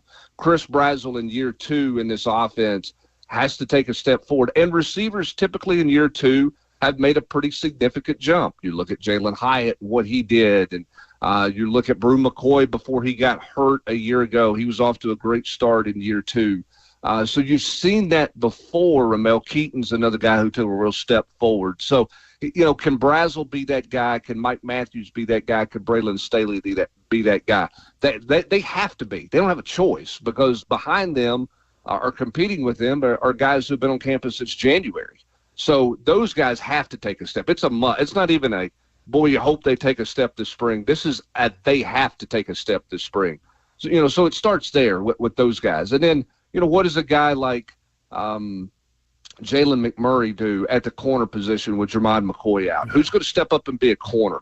Does he let one of those newcomers come in and take advantage of opportunities and pass him up, or is he going to run with a corner spot opposite of Ricky Gibson until McCoy comes back? So this is a different spring because last year was such a veteran team returning, all those COVID players, and Rodney Garner had 13 grown men returning up front, all those things. Now you've got some younger players who have real opportunities this spring. The question is who's mature enough to take full advantage of that when they go to the practice field in 3 weeks. No doubt about it, man. Speaking of hate still, I think a lot of Vols fans who follow the draft may end up hating what's going on in Indianapolis, man. Cooper Mays got snubbed as far as being invited to the combine. Even I was invited to the combine, Hubbs. Like, what happened? Or did he have, honestly, too many starts under his belt, in your opinion? That's a great question. I don't know what goes through the process of combine. It's not like they slotted, hey, we're going to invite 40 linemen, it changes, the numbers do every year. So I don't know why they didn't want to see him. Obviously, there'll be a lot of people look at him at pro day here, but he didn't get any postseason all-star game love either. What? So, I think people are looking at size. There's some concern there, but he's going to have to go prove himself in some individual workouts in his pro day at Tennessee and go from there. For offensive linemen, you would know this better than me. Yeah. You can go up and show your explosiveness. You can show your 40 time. You can, I guess, show your bench time. But, that's a little different than working a drill and really getting into some stuff with linemen. Now, I don't know. We don't see all the lineman workouts when you watch it on TV, right, on the NFL Network. They just show I don't know what all linemen actually do. The agility, side to side, back and forth, up, down. Yeah, and you're right. He can do that on campus. Yeah. So, but I'm sure he's disappointed he didn't get the invite. And again, this is a deep draft, so there's probably more people left out this year than you would typically think. But you got all those COVID year guys. You got a lot of people, who are coming into the draft that maybe are not elite players, but the value in day 3 of this draft, you'll hear Coach Mack and Rhett and all those guys talk about it when you guys have them on. The value that's going to be there in day 3 of this draft is going to be much higher than what it's been in years past because just the depth of the draft with all the COVID kids finally being done. Brent Hubbs, our good friend at VolQuest, joins us every Friday at this time here on RKW. Let's go to the recruiting side, Brent. And I know recently Tennessee defensive line commit Tyson Bacon was at the Under Armour Atlanta camp, and his stock is definitely rising, hearing from some other schools. But what makes you guys confident that he's good here in Tennessee? I think because Tennessee was on him so early. And was so involved and so committed to him early in terms of prioritizing him. I think, the proximity for him is good. He's hearing from Alabama and Georgia and Florida. And look, at some point, Tennessee will, I'm sure, have to fight because when you commit as early as Tyson did, you get a little bored with the process or not being involved in the process because all the people you're talking to, all your buddies and people you see at camps, they're getting ready to go on 4 or 5 official visits and you've already eliminated all of that. So the question is, does he decide to take a surprise visit? Tennessee's got to continue to, work their relationship there and continue to dive into that relationship and make him the priority as a committed player that he was before he committed to Tennessee. And that's always a challenge in recruiting. But, 6'4", 263, 31.5-inch arms. He's everything you're looking for in a defensive lineman coming out of high school. And everybody's seeing that. Tennessee just seemingly saw it before everybody else did. And he had some affinity for Tennessee before he ever really got into the recruiting process as well. Brent Hubbs with us this morning on RKW. Let's move to the hardwood. And another kind of disappointing situation for the Vols is they're swept by Kentucky this season. Is this, Brent, just a bad matchup? Or at this point, should we be concerned about this Tennessee team headed into the end of the season, the regular season? Well, yeah, it's probably not the best matchup, but postseason's all about matchups. So you got to learn to win all different kinds of matchups. And there's a lot of things from that game that bother you. One, you allowed Kentucky again to make 50% of their 3-point shots in the game. And I understand Rick Barnes says, well, the threes didn't really beat us. Well, 50% from three is still 50% from three, 12 of 24. That's a lot of buckets. That's a lot of points that you scored. On the flip side, you didn't shoot the ball very well at all from that side of the floor. 3 of 18 compared to 12 of 24 is a big difference. So I do think the threes were a big factor in the outcome of that game. I think if you're looking at potential, quote, red flag or concern, it's what they did in the last 5 minutes of the game, the last 4 or 5 minutes of the game.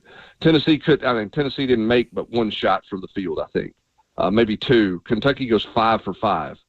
Tennessee never got a stop. For a team and a program through Rick Barnes that prides itself in defense, to not get a stop down the stretch when you've got a lead or the game's tied at that point. I think when the game was tied at 58, Kentucky made their last 5 shots from the field, plus their free throws. You've got to get stops there, and that's what you pride yourself on, is getting stops. Kentucky made a couple of threes in that run, but they also drove the ball to the basket. You gave them an and one. You put them on the free throw line a couple of times. They hit a couple a pull-up jumper in the paint, and then they hit a dunk. So they carved you up going to the paint down the stretch. You cannot lose your defensive principles in the final 5 minutes of a basketball game, because you're going to get into March and you're going to be in a tight game like that, a one-possession game, where you're not going to outscore an opponent down the stretch, because that's not who you are. You have to get stops. For me, that's the biggest red flag coming out of that game, is the fact that they did not get stops in games like that. They've been in 3 games where it was a one-possession game with 5 minutes to play. It was either tied or Tennessee was trailing. And in one of those games at Texas, they won. They lost the game at Auburn, and then they lost the game at Kentucky. The Auburn one, whatever. Both those things were even down the stretch. Auburn makes a bit of a fluke play. You didn't get the benefit of a great call or of a call on a travel. I can wash that one away. What you have a hard time looking at is the inability to get a stop down the stretch in Lexington, Kentucky. They've got to fix that immediately. VolQuest Brent Hubbs joining us this morning on Ramon, Kayla, and Will. Brent, you guys wrote about it in the War Room as well, that you kind of are what you are at this point in the college basketball season. It's 100% true. What is the adjustment, though, that Tennessee can still make in your mind? How does this team take that next step and try to be more consistent on the offensive end, where they continue to struggle and just have these long droughts from time to time? Well, I think this team has to find a way to get to the free throw line. I just don't know that. I just don't know that you're going to do that. Chaz Lanier drove in and dunked it and posterized a Kentucky player and dunked the ball, and that's the first time we've really seen that all season long. And I love Chaz Lanier. I like a lot of the things that he does in his game, but they need somebody in that group of players that they rely on offensively, night in and night out, has to evolve as a scorer, not a shooter. A guy, and Ron Slay can talk about this when he comes on. He knows this game a heck of a lot better than I do. But Tennessee's got a bunch of shooters on their team. They don't have any problem with shooters. Now, they don't make enough of them at times. But when you're not making a shot, how do you go get a bucket? How do you get points? Well, you get to the free throw line. You get to the rim. You see a ball go in the hole closer to the basket. Tennessee lacks that. Now, who does that become? Is that Ziegler? It's hard to do at 5'7", right? Gainey tries, and you would like to see Gainey make some of those shots. But I think the question becomes, for this team, How do you go get a basket when it's not going in? Look, when you do what you did at Oklahoma in the first half, it's beautiful. And Rick Barnes is right. You coach till you're, 227 years old if you're making shots. But what do you do? How do you create offense when you can't make shots from the perimeter? And that's where Tennessee struggled. Now, Tennessee shot the ball 50% in the second half at Kentucky. They made 7 of their first 8 field goals in the second half, and we're still behind. So is it an offensive issue, or is it defensively? I can promise you Rick Barnes is going to lead to the defensive end of the floor, because when you come out and shoot 80% to start the second half in the first 8 or 9 minutes, you're supposed to take the lead. And they didn't, because they never got any stops on Kentucky's side of the floor, because Kentucky was making shots and getting great looks because Tennessee's defense wasn't where it needed to be. No doubt. Brent Hubbs with us this morning. Hubbs, man, first pitch this weekend, man, for the Vols against Hofstra. Nobody really speaks about, repeating in baseball like that. What are the expectations for this Tony Vitello-led team? Because it's going to be a whole lot more spicy. You national champions. I'm sure Vandy wants some blood. I'm sure Florida also. It's that time of the year for the boys in pinstripes, man. Well, this is a good baseball team. There's not a major drop off. They've brought in talent. They've got arm talent. They can hit it. They've got a lot of guys to pick from. And a lot of options. And Tony Vitello is going to spend the next, 3 or 4 weeks before conference play starts figuring out exactly what everybody is and who fits in where and all those types of things. What you wonder about with this baseball team and any team, whether they're trying to repeat or not, is whether or not they have the chemistry that they're supposed to have. Or that they need to have. Last year's team had just unbelievable chemistry. And shameless plug here that has nothing to do with me. The journalism students at the University of Tennessee produced a 45-minute feature documentary on Hunter Inslee that went up on YouTube last night. You should watch part of it. You'll understand this team. The Everything Orange podcast yesterday had Nate Snead on. And he got emotional. Now, this is a college guy on a podcast at the university in the athletic department who broke down, had tears talking about Cal Stark. That's the bond that last year's team had. Ramon, you've been on teams. Mm-hmm. You've been on teams that were really talented, and it just didn't come together, and you never lived up to the expectations. You've been on teams that weren't as talented, and you overachieved because everybody was locked in for the same common cause. They were tied in together in a way that you want every team to be tied in. Last year's team was so tied in, Tony Vitello filled out the lineup card and became a spectator. Very few decisions he had to make. Now, the question with this team is, do they have that kind of leadership? Do they have that kind of bond? Hunter Inslee is the certified leader of this team. A year ago, there were 5 or 6 Hunter Inslees that had been in the program 3-4 years, even more with COVID years, like Kirby Canal, Christian Moore, and Cal Stark, and Drew Beam, and Blake Burke, and these guys that were the core of who they are. Their core is not as deep as it was a year ago. So can they all gel together? Can this talent gel together like they did, last year, or close to what they did last year? I don't know that Tony will ever have a year in coaching like he had last year in terms of talent rich with the camaraderie and the buy-in to the same common cause that group had last year. It was really, really special, Ramon. No doubt. All that info, just a snippet of what you get Fridays at VolQuest.com in the War Room. Again, a VolQuest subscription, a must-have for the Tennessee fan in your life, for yourself. And VolQuest, Brent Hubbs joins us Fridays here at 7:20. Excellent as always, Brent. Thank you, sir. Appreciate you. Thanks, Hubbs. I appreciate it. Hey, I was going to come see you guys middle of the week when I was in Nashville, but I watched you Monday, and y'all had Kayla walking on a treadmill, and I said, you know what? I don't think I'm supposed to go in that studio. You should have come what y'all in. might do to me, so you just get me by phone. Hey, you guys have a great Valentine's Day. Thanks, Have a great Brent. weekend. You too. Thank you, Brent. Appreciate the call. That's so funny. He's like, I didn't want to smell what was going on in there. I love it. Sweating it out in there. I love all the VolQuest guys we have Great. on. I love how much they tune in and understand Yeah. what we're doing. Like Grant, awesome. we had on Wednesday, was like, I was listening to what you guys were talking about earlier. Yeah. Austin always tuned in to what we're doing. Brent always locked Good in. stuff. I love it. Good partners. Great. Yeah, for sure. absolutely. Savage even said a Hub's so damn good. He is. He good. He can man. turn a question, the answer, into something where you didn't even think it was going there. Yeah. You know? Outstanding. He's always got little nuggets for you. So I only wonder what him and Bert talk about before he puts them on air. I can't even guess. Country music songs, I was asking him the biggest woman that ever hit him up on VolQuest. Okay, there it is. All our business with Brent Hubbs brought to you by Ascend Federal Credit Union, your financial partner for every stage of life. 615-737-1045. Coming up, Jeffrey Simmons says who he wants the Titans to draft. We'll tell you what he said next.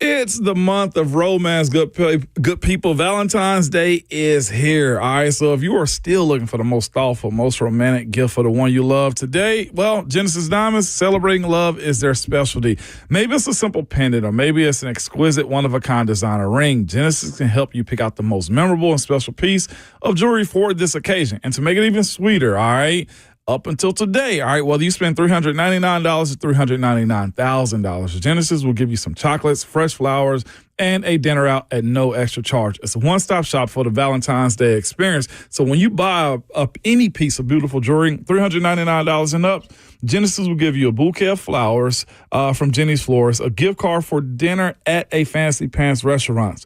So don't mess around. Get to Genesis Diamonds, all right? See the spectacular collection of rings, earrings, pendants, bands, bracelets, and more. Their non-commissioned experts, sales experts, will also help you find that perfect gift to celebrate your love. So at Genesis, they will also throw in some chocolates, flowers, and dinner at no charge. Happy Valentine's Day from Genesis Diamonds. They're located in Green Hills and Cool Springs. Of course, limited quantity, so see store for details.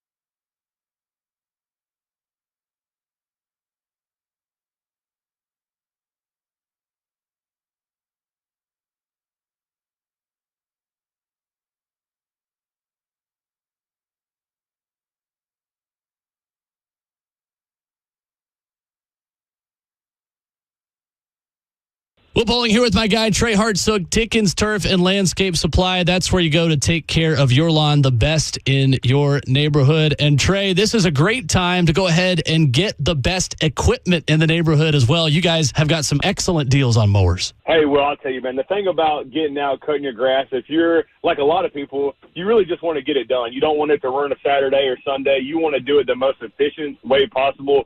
And at Dickens Turf and Landscape Supply, we have so many different great options, great brands, that if you want to come on in, we can talk about it. It doesn't matter whether you have 0.3 of an acre or 33 acres.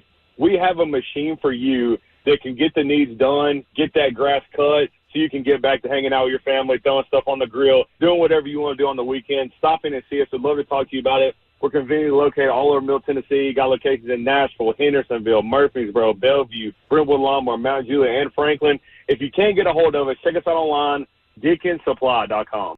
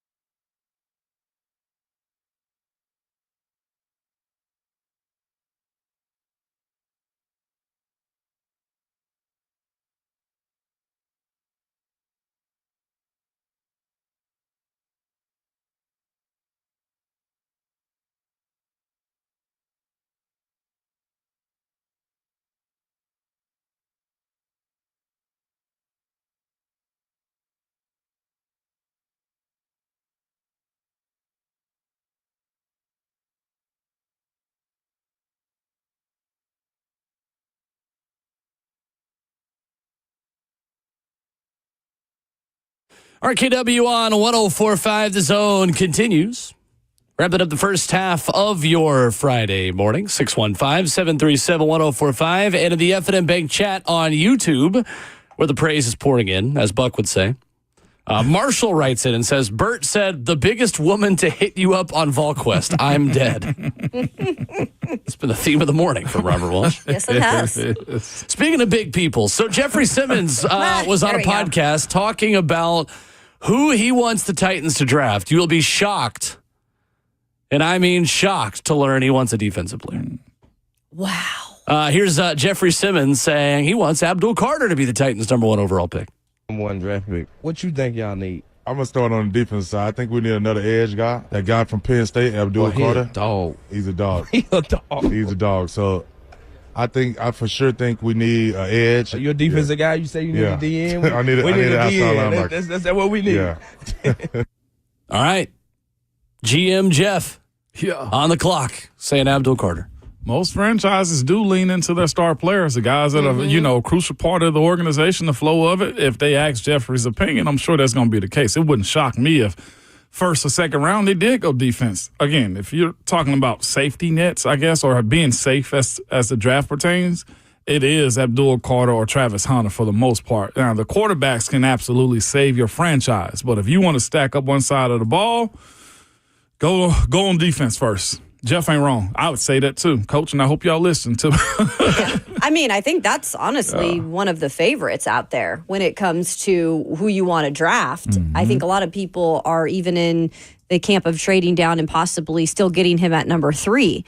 So that doesn't surprise me at all. And they need all the help they can get when it comes to just getting to the quarterback. Because I know even last year, it just was inconsistent. And I think at times it was frustrating that they came so close. And some of these quarterbacks that weren't even mobile, they were turning into mobile quarterbacks. It looked like they were running after them and just couldn't get them. Mm-hmm. You need a guy other than Harold Landry, other than Arden Key, because I don't really necessarily think he'll be back. He was good at times, but inconsistent. You need another dominant guy who can get to the quarterback and affect him. And it can't be Jeff and Tavondre Sweat.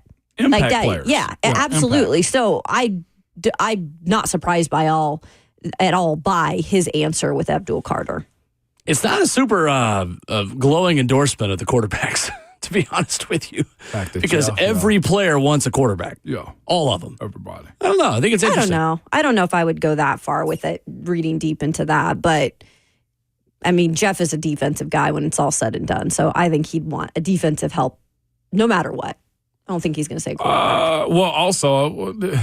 So it's like this. You also know that a quarterback can keep you off the field, too, if the offense can flow a little bit more. So it helps in that aspect for Jeff, too. I mean, like I said, he only gave that one answer. I'll have to go back and listen to the rest of what they were talking about and see if he mentioned anybody on the offensive side of things. But, yes, as far as who's the strongest position to take for a guy like him, it immediately helps out Jeff is what is more than anything.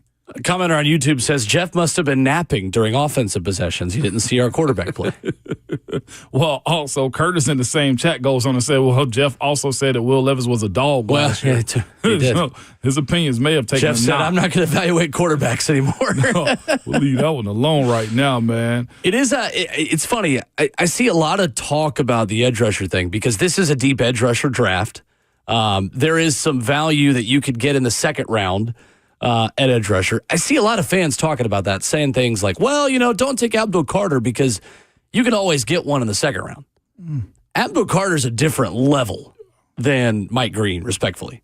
A different level than Shamar Stewart, who's never had more than a sack and a half in a single season in his career. More so than a lot of those other options. Like, there's a reason why he is viewed as a #1 overall pick prospect. Like, it doesn't matter where the value is. You get a chance to take a generational dude like that at a premium position. It doesn't matter who else is in the draft to me. Well, and he's been talked about as being, from some people, generational. I mean, it's not, and that word I think is a little bit tough to use sometimes because you just never know. We've used it with quarterbacks, we've used it with a couple other players, and it's hard to live up to.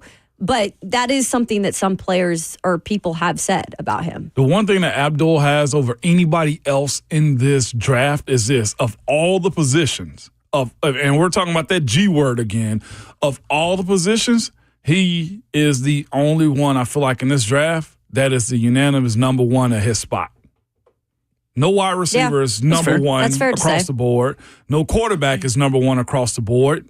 Ginty, maybe. Yeah, he's definitely number one running back. Yeah, number one top running back for sure. But even like tackle, there's not really like one guy because Simmons got hurt last season for Ohio State. Right. Will Campbell, you don't know if he's a guard. Usually there's a wide receiver that's really not one of way above, but you usually say Malik Neighbors is a little bit above Rome Odunze, right? Yeah, you knew but Marvin you can't Harrison say that Jr. this year. last year was way above. Oh, yeah, and that above everybody else. He had been number one, and Abdul Carter has been number one at that spot since we started. Well, before James Pierce fell off the map a little bit. We'll talk more draft coming up at 8:20, but there is a question I think it's interesting from one commenter on YouTube who says, if we go Abdul Carter at 1, what is a reasonable path to piecing that offensive line together and addressing the quarterback situation? How are the dominoes falling in that scenario? It's a great question.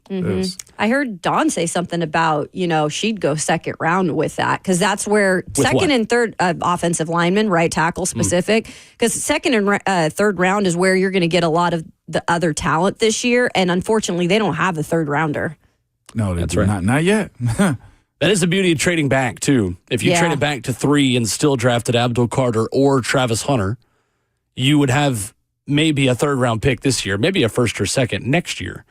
To be able to address more of those needs. I do think you are going to see at least one starter on your offensive line next season in this draft class, right? Yeah. I think so. I don't think you're going to sign free agents at both right guard and right tackle. Maybe week 1, you still have a veteran that's the incumbent that isn't unseated by a rookie yet. But I think your overall, most of the season offensive line, you're going to have to draft a starter. I agree. Somewhere. And you don't know how Lloyd Cushenberry is going to recover off of his torn Achilles. He said he'll be back for training camp, but that's saying it and then being absolutely ready is two different things. It's a tough one. 615-737-1045. I think the Titans got good news yesterday in New Orleans. Kellen Moore was asked about Derek Carr and gave a very interesting answer. We'll talk about it next.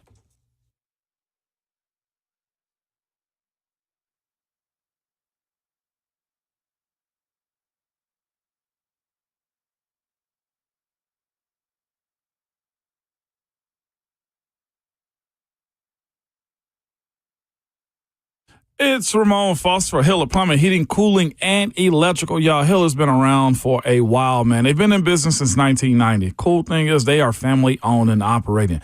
Jimmy Hiller, man, was recently named amongst the most admired CEOs around, and it's because of the way he truly cares for his team and his clients. Hiller takes care of their customers on every single job, every single time, and they stand by the work, man. Their motto is, happy you'll bill, the service is free. 100% satisfaction is all they care about, all right? So if a customer isn't pleased with the work performed, they will make it right. They always send their professional, experienced, trustworthy technicians to come into your home and leave it better and cleaner than they found it. They also offer you true transparency. Pricing, what that means is this: you're not going to be surprised by what you're presented at the end of your bill. No, what you get, what you pay for is exactly what you get. There will be no hidden fees, no added costs, no surprises at all. For more information, just to simply book with the company that I trust, visit happyhiller.com.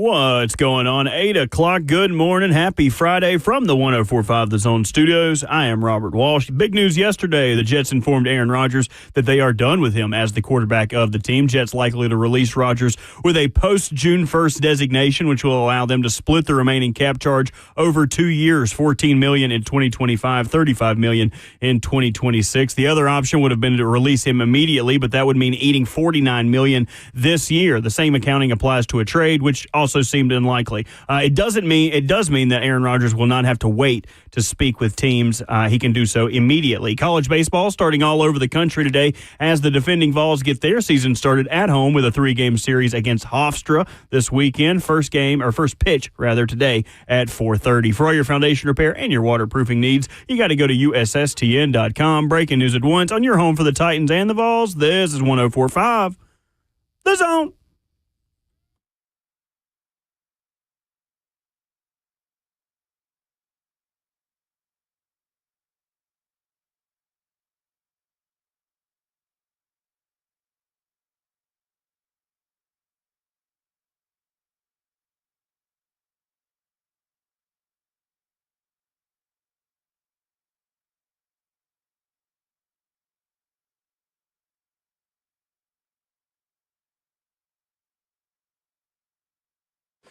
Friday morning, and we're acting like it on RKW. Ramon, Kayla, and Will kicking off your Valentine's Day morning. We love that you're listening to our program today. Ramon Foster, Kayla Anderson, and Will Bowling.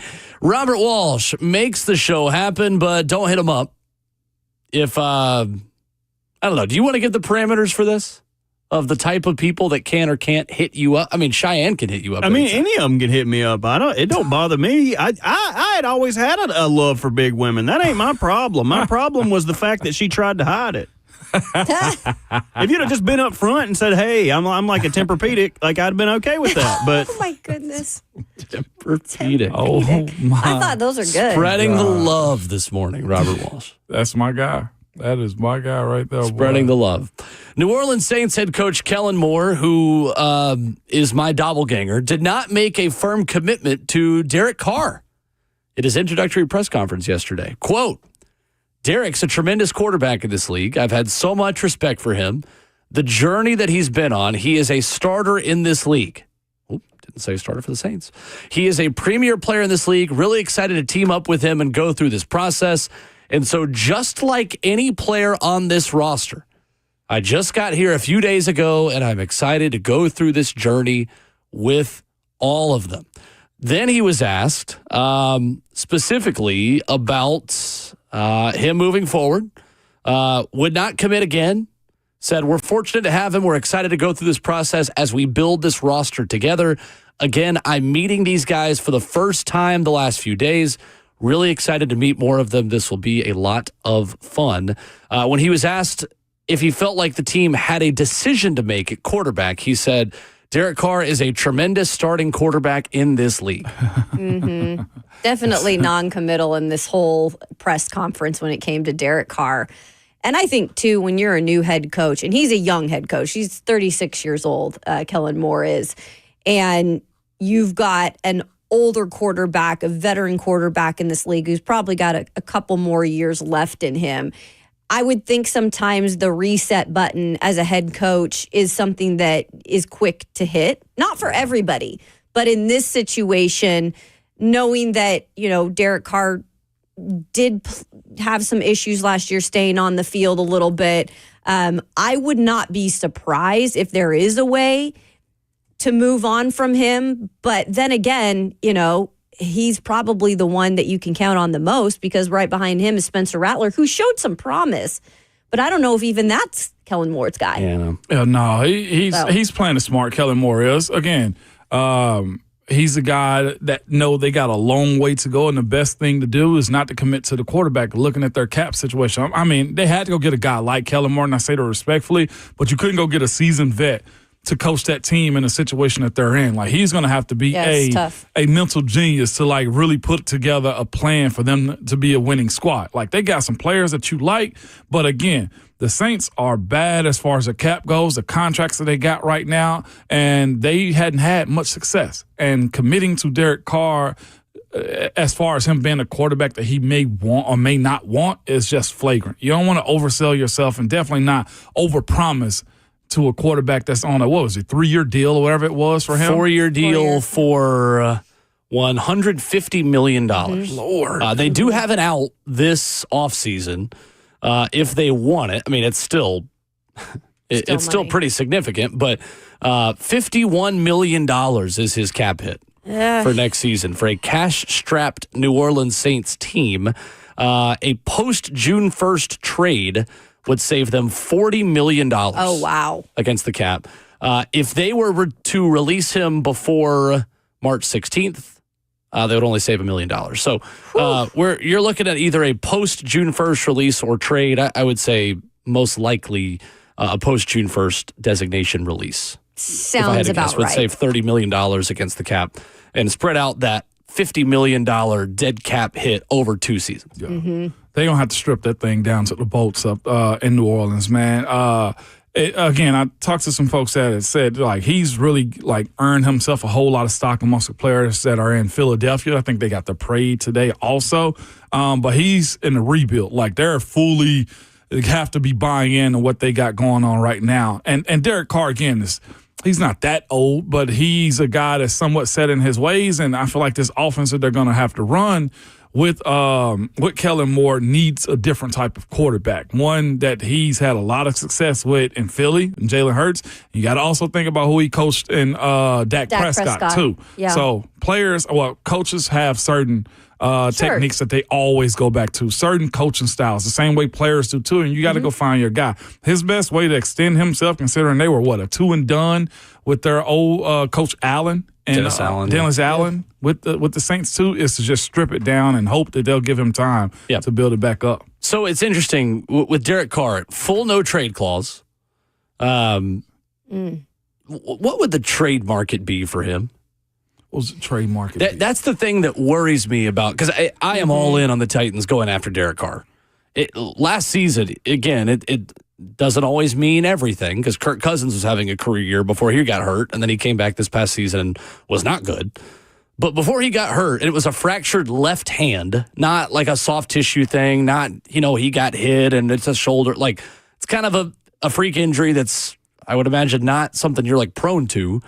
QB rating of 101, which would have been second best in his career in 10 starts.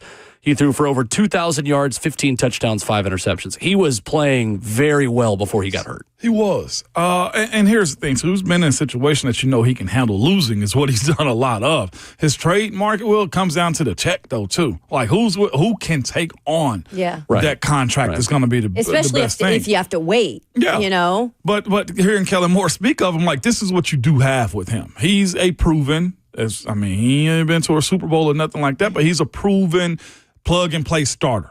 Is what you get. I do look at him as a little bit like the Alex Smith situation. I'm not giving up more than a third for him, but the Titans don't have that to give up. Like, I'm not giving up anything for him. You're not. So you're waiting on him to get cut. I'm waiting on him to get cut. But you ask for, like, the market, though. Like, that's what for I'm me, saying. like, I'm not willing to trade for any quarterback. No, for him, no. Unless it's like a pick swap and you get someone who's a backup now for really low cost. I think he holds third to fourth round value if you're giving up picks for a starter. But again, if they've already, they're alluding to the fact that he's not going to be the guy, or Kellen Moore didn't commit to him. Right. Then he's already devalued again. Heck, it wouldn't shock me if a team could fleece him for a 6, considering how much money he's got to be paid out. And it's not even a ton, but like 40 M's, whew, that's heavy. It's the money that comes along with it, right? I mean, if he was a free agent right now, I think we'd be talking a lot more, and teams would be talking a lot more of, okay, he's right up there with some of these other guys. I would take him days before I would take an Aaron Rodgers type of guy. But it is with the money that comes along with it. And even if they do, trade him, they're going to wait, right? So you're going to have to wait for that. In terms of they're going to save more money that way. And you're right, they are in cap hell still. And they've been like this for like the last 2 years. So they got to be careful with that situation as well. I don't know, maybe he does end up staying at least for another year there. Well, it hurts them none to keep him in New Orleans. It's just a matter of how much losing you can continue to do. Financially, it does. Financially, it hurts them to keep him. That's a bad place to be in. So that's on ownership right there. She also mispronounced his name too. Who? Ellen Moore is what she called, what their ownership called. Oh, really? Yeah, it was going viral yesterday. She missed the K? Yeah, she missed the K on that one. Sure did. Oh. Ellen Moore, Whoopsies. man. We'll see. But I'd take him here. I just don't want to give up anything for Derek Carr. They can't. I just don't think they can. As far as the person that you'd be playing him over, Will Levis, you get a better version of, you get a better decision maker. No doubt about that. And he's worked with Brian Callahan before. Yeah. When Callahan was in Vegas. He's tough and know how to be elusive too. That's what he's going to have as far as the offensive line goes. But that's the thing. You can't give any. They've said that time and time again. They're trying to they're get not giving picks, up anything. not give up. They just got to wait for him to be cut with the understanding that when you are come to Nashville. Exactly. But how late are you also in this process of getting the playbook down and the offense? Broderick on Facebook Live says, Derek Carr has the worst winning percentage of a starting quarterback of his tenure. Why would you want that? You know who else had a terrible record for a long time as a starting quarterback? Matthew Stafford. Yep. Yeah. Sure in the heck did. You know what he did? He won a Super Bowl. You know what you also need? If you're speaking about wanting him in Nashville, you got to ask this question. What are your other options? Right? You can just throw Will Levis out there again. But this is what I do know, too. Teams hate losing. Coaches hate losing. And fans absolutely hate losing. At least with Derek Carr, in my opinion, you have the opportunity to at least have a leader on that side of the ball and somebody that can operate an offense. 100%. Losing is attached to the quarterback, but look, what if the defense is giving up 250 yards on the ground? Is that the quarterback's issue? Like, I do know this. He can make plays for you. Hadn't seen a playmaker here in the last couple of years as it pertains to the quarterback play. So that, to me, still, even if Derek Carr ain't won a lot with his teams, you also got to say to yourself, well, I feel better at him at quarterback than the guy that you have now. That, to me, is the biggest argument that has to take place on who you're deciding to bring in. Derek Carr, to me, settles the quarterback spot, in my opinion, here. Totally. The curiosity I have is, A, the trade value. Does New Orleans feel like they can get something for him? With that contract, doubt it. Right. For that much money. Doubt it. And secondly, does Derek Carr want to come to Nashville? Does he want to come somewhere where he's, again, bridge quarterback? He's later in his career. He's 34 this upcoming season. How motivated would he be to work with Brian Callahan again, which is great, but play for a franchise that's not contending for a Super Bowl in 2025 and probably not 2026 either?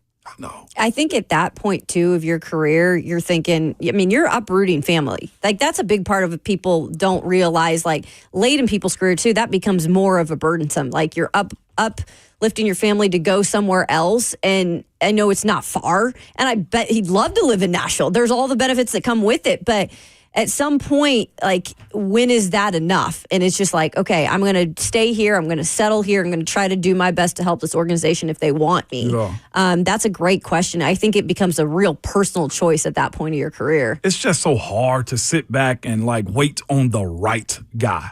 Yeah. And that's what you're dealing with right now is how much of this is being put on the coaching staff to coach him up or put him in the right position to be successful, too. Because you can say, well, we'll just wait on our guy next year. Who's to say you can really play? Like, are you willing to risk your career to suck again to pick in the top 5? Or are you willing to risk your career to draft a quarterback that might not be very good? It's just either way, you're taking a risk. Yeah, right? And that might buy you a little more time, maybe just because of the development part. I mean, maybe you give Callie one more year if you get one of these quarterbacks. I don't know. Again, the philosophy is different everywhere. The hatred of Derek Carr is weird to me, though. Like, we get comments on YouTube like, no, anyone but him. He's terrible. He sucks. All this. Like, he's 4,000-yard seasons. In 2021, he threw for 4,800 yards. I know stats aren't everything, and just yardage, that is one thing. But, like, what do you expect? Like, this team is not good. Who are you going to get? Other than one of the 2 rookies that you could draft.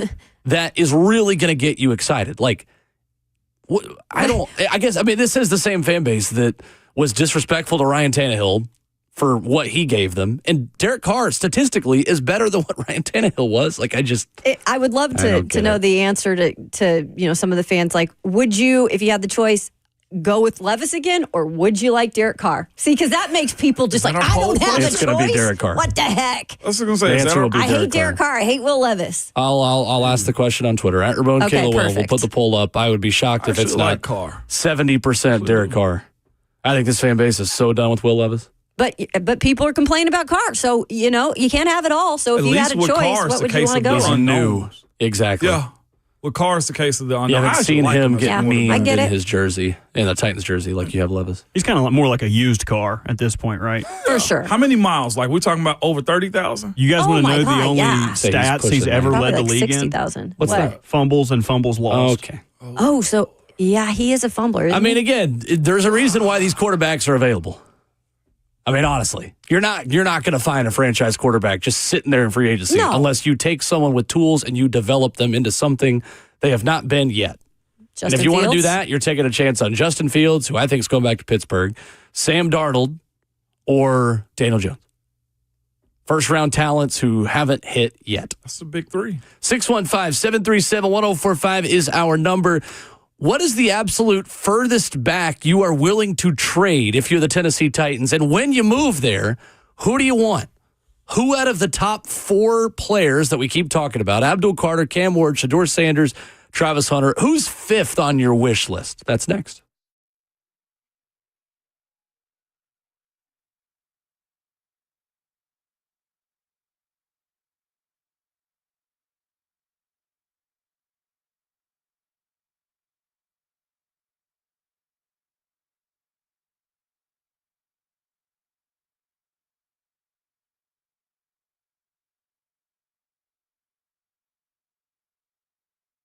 Hey, it's Will Bowling. If you've been looking for cars and you see the words buy here, pay here, maybe it makes you think, nah, it's not a place on my list, not a place I want to go. And I get it. Some of those dealers, they come with reputations. You're thinking you want other options. Well, I'm here to tell you there is one place you can absolutely go and trust. It's my friends at Nolensville Road Auto Mart. They're different for a few simple reasons. They've been doing business in Nashville for 61 years. Like me, they're Nashville natives.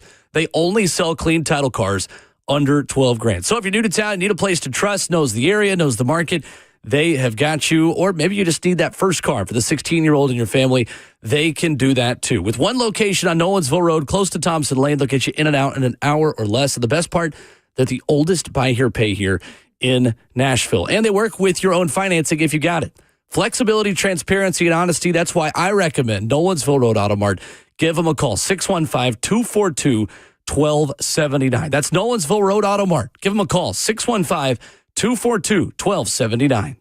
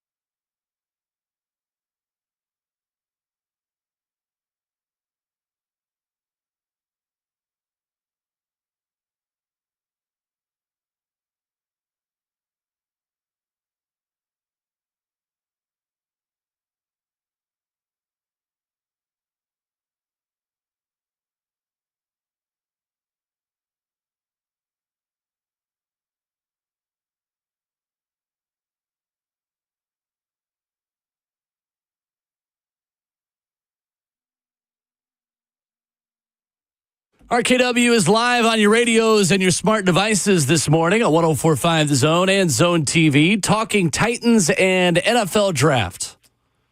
Of course, if you're looking for other stuff, Ron Slay is coming up at 9:20, and he'll talk hoops and life, of course, with us. Alabama, Auburn, the Iron Bowl of hoops, 1 versus 2, coming up tomorrow. We'll talk about that with Slay in hour 4. But, guys, if you are willing to trade back, what is the absolute furthest back that you would be willing to go? That is a question we ask, and I want to know who you're drafting if you do move back, because there's a lot of talk about Abdul Carter, Travis Hunter, and the 2 quarterbacks. I want to know who else you like for the Tennessee Titans. Who else I like? The furthest I'd be willing to go back and sacrifice. Golly, this is such a hard exercise, man. Furthest I'd be willing to go back because of the value will be good is probably 6 Raiders. But in that, you lose a good bit of prospects, too, that you feel like can really help you. I've seen it, you lose Abdul Carter at that point. You lose Travis Hunter at that point. Mason Graham may be there. Ashton Jency will be there. Like, there's guys that will be there. But if I'm moving back and I have an idea of a fella that I may like that justifies a top 10 pick, it will probably be Ted McMillan for me. Okay. That's where I am. Wide receiver, Arizona. Teteroa McMillan. So a bigger guy who is a bit of a polarizing prospect. Yep. Why do you like him? Size. I have seen his tape, as much as I can possibly watch. Mm-hmm. I don't know his schemes. I don't know what he was asked to do. But what I'll say is this: I've seen him get open. I've seen him separate. I've seen him come back. As far as catching the ball, his route running, he's a big, long guy, right? It's what he is as pertaining to his style. He does have separation, I think, ability in his route running. I've seen him run slants. Now I also have seen him be sticky as far as the DBs that cover him from time to time. But I also look at, what some people have said, his drops and how he hadn't been able to catch the ball. His quarterback play, to me, I didn't think was elite. I thought most things that came his way, he caught. Yes, he does run open at times, but he's made comeback catches, the tape that I've seen. Now, I have seen highlights. I've looked for low lights with him, too. Mm-hmm. I've seen where, like I said a second ago, guys have the ability to get up on him. But his high pointing of the football, I like it. His hand catching that he has, I like it. His ability to gain, to get to speed, I thought was good enough. And more than anything, if you're talking about a rebuild and helping somebody out, especially the way free agency is going to work, I think there will be a bridge guy. Mm-hmm. You got to get something for the offense. You got an offensive-minded head coach. Feel like you can make it work specifically with a guy like him. And it's also just size and his ability to catch and extend plays. He does that. Look at the tape is what I would say. I understand he's polarizing. Zach does not like him at all. Zach Lyons does not like him at all. Did he say why specifically? Did you remember when? It's the offense, I think, is what he said. Number one, and then his ability to get open and drops, I think, are part of his problem. Comeback catches is what I remember. I saw the comeback catches. There was some. And you said you had seen a couple of the films with that. I looked with what was available to me, i.e. YouTube, and his ability to have DBs on him and catch the football is on tape. I have seen Traylon Burks comparisons for Teteroa McMillan. And he's a lot not saying I endorse longer those. and slimmer than Traylon. Yeah. 6'5", 212 unofficially. Mm-hmm. So he's big. Yeah, but he's not thick. No, he's not thick, but you're not asking him to be that way either. Mm-hmm. Also, you just need X factors on this team. And I think he can be that guy for you. He might not be a bona fide one, but as far as the draft goes, I'm taking him. I like him. I think At a lot of 6 to 10, I'm taking him. I think a lot of people, over on the West Coast too, who you see him play a lot, right? In the Big 12 now. Obviously not the Pac-10 or 12. But I think what hurt him this year too was honestly just his team. I think when you look at Arizona and just the inadequacies they had as a team this year, when there was a lot of people thinking with the quarterback they had in Tet, specifically, T-Mac is what we call him, they thought they would be better than what they were. And I think that is overlooked a little bit too. Because you're right. You go back and look at some of those uncontested catches, and he's not as bad as I think everybody's making him out to be. I've heard a little bit, too, with the attitude. There is a little bit of that involved in Tet, and maybe that will be silenced at the Combine when he's doing these interviews.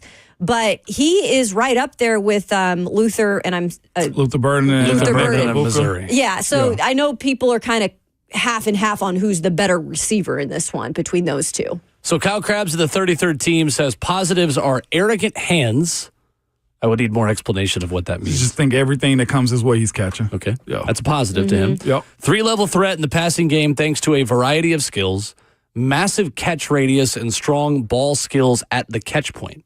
Negatives were room for growth in release package versus press. Yes. Is typically not an active and involved member in the run scheme as a blocker.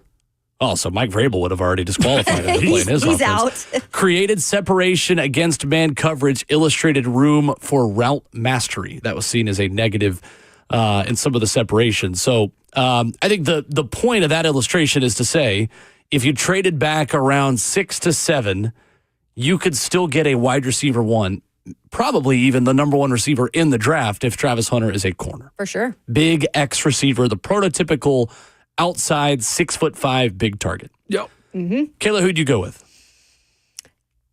So I posed this guy's name in when we were saying if we had a trade that we could do, what would you do? What would be your perfect trade scenario? We were making a lot of this up, obviously, but one of my trade scenarios was going back to 7. So I'm going to say, as far as I'd go back with the New York Jets at 7, I would be willing to trade back to.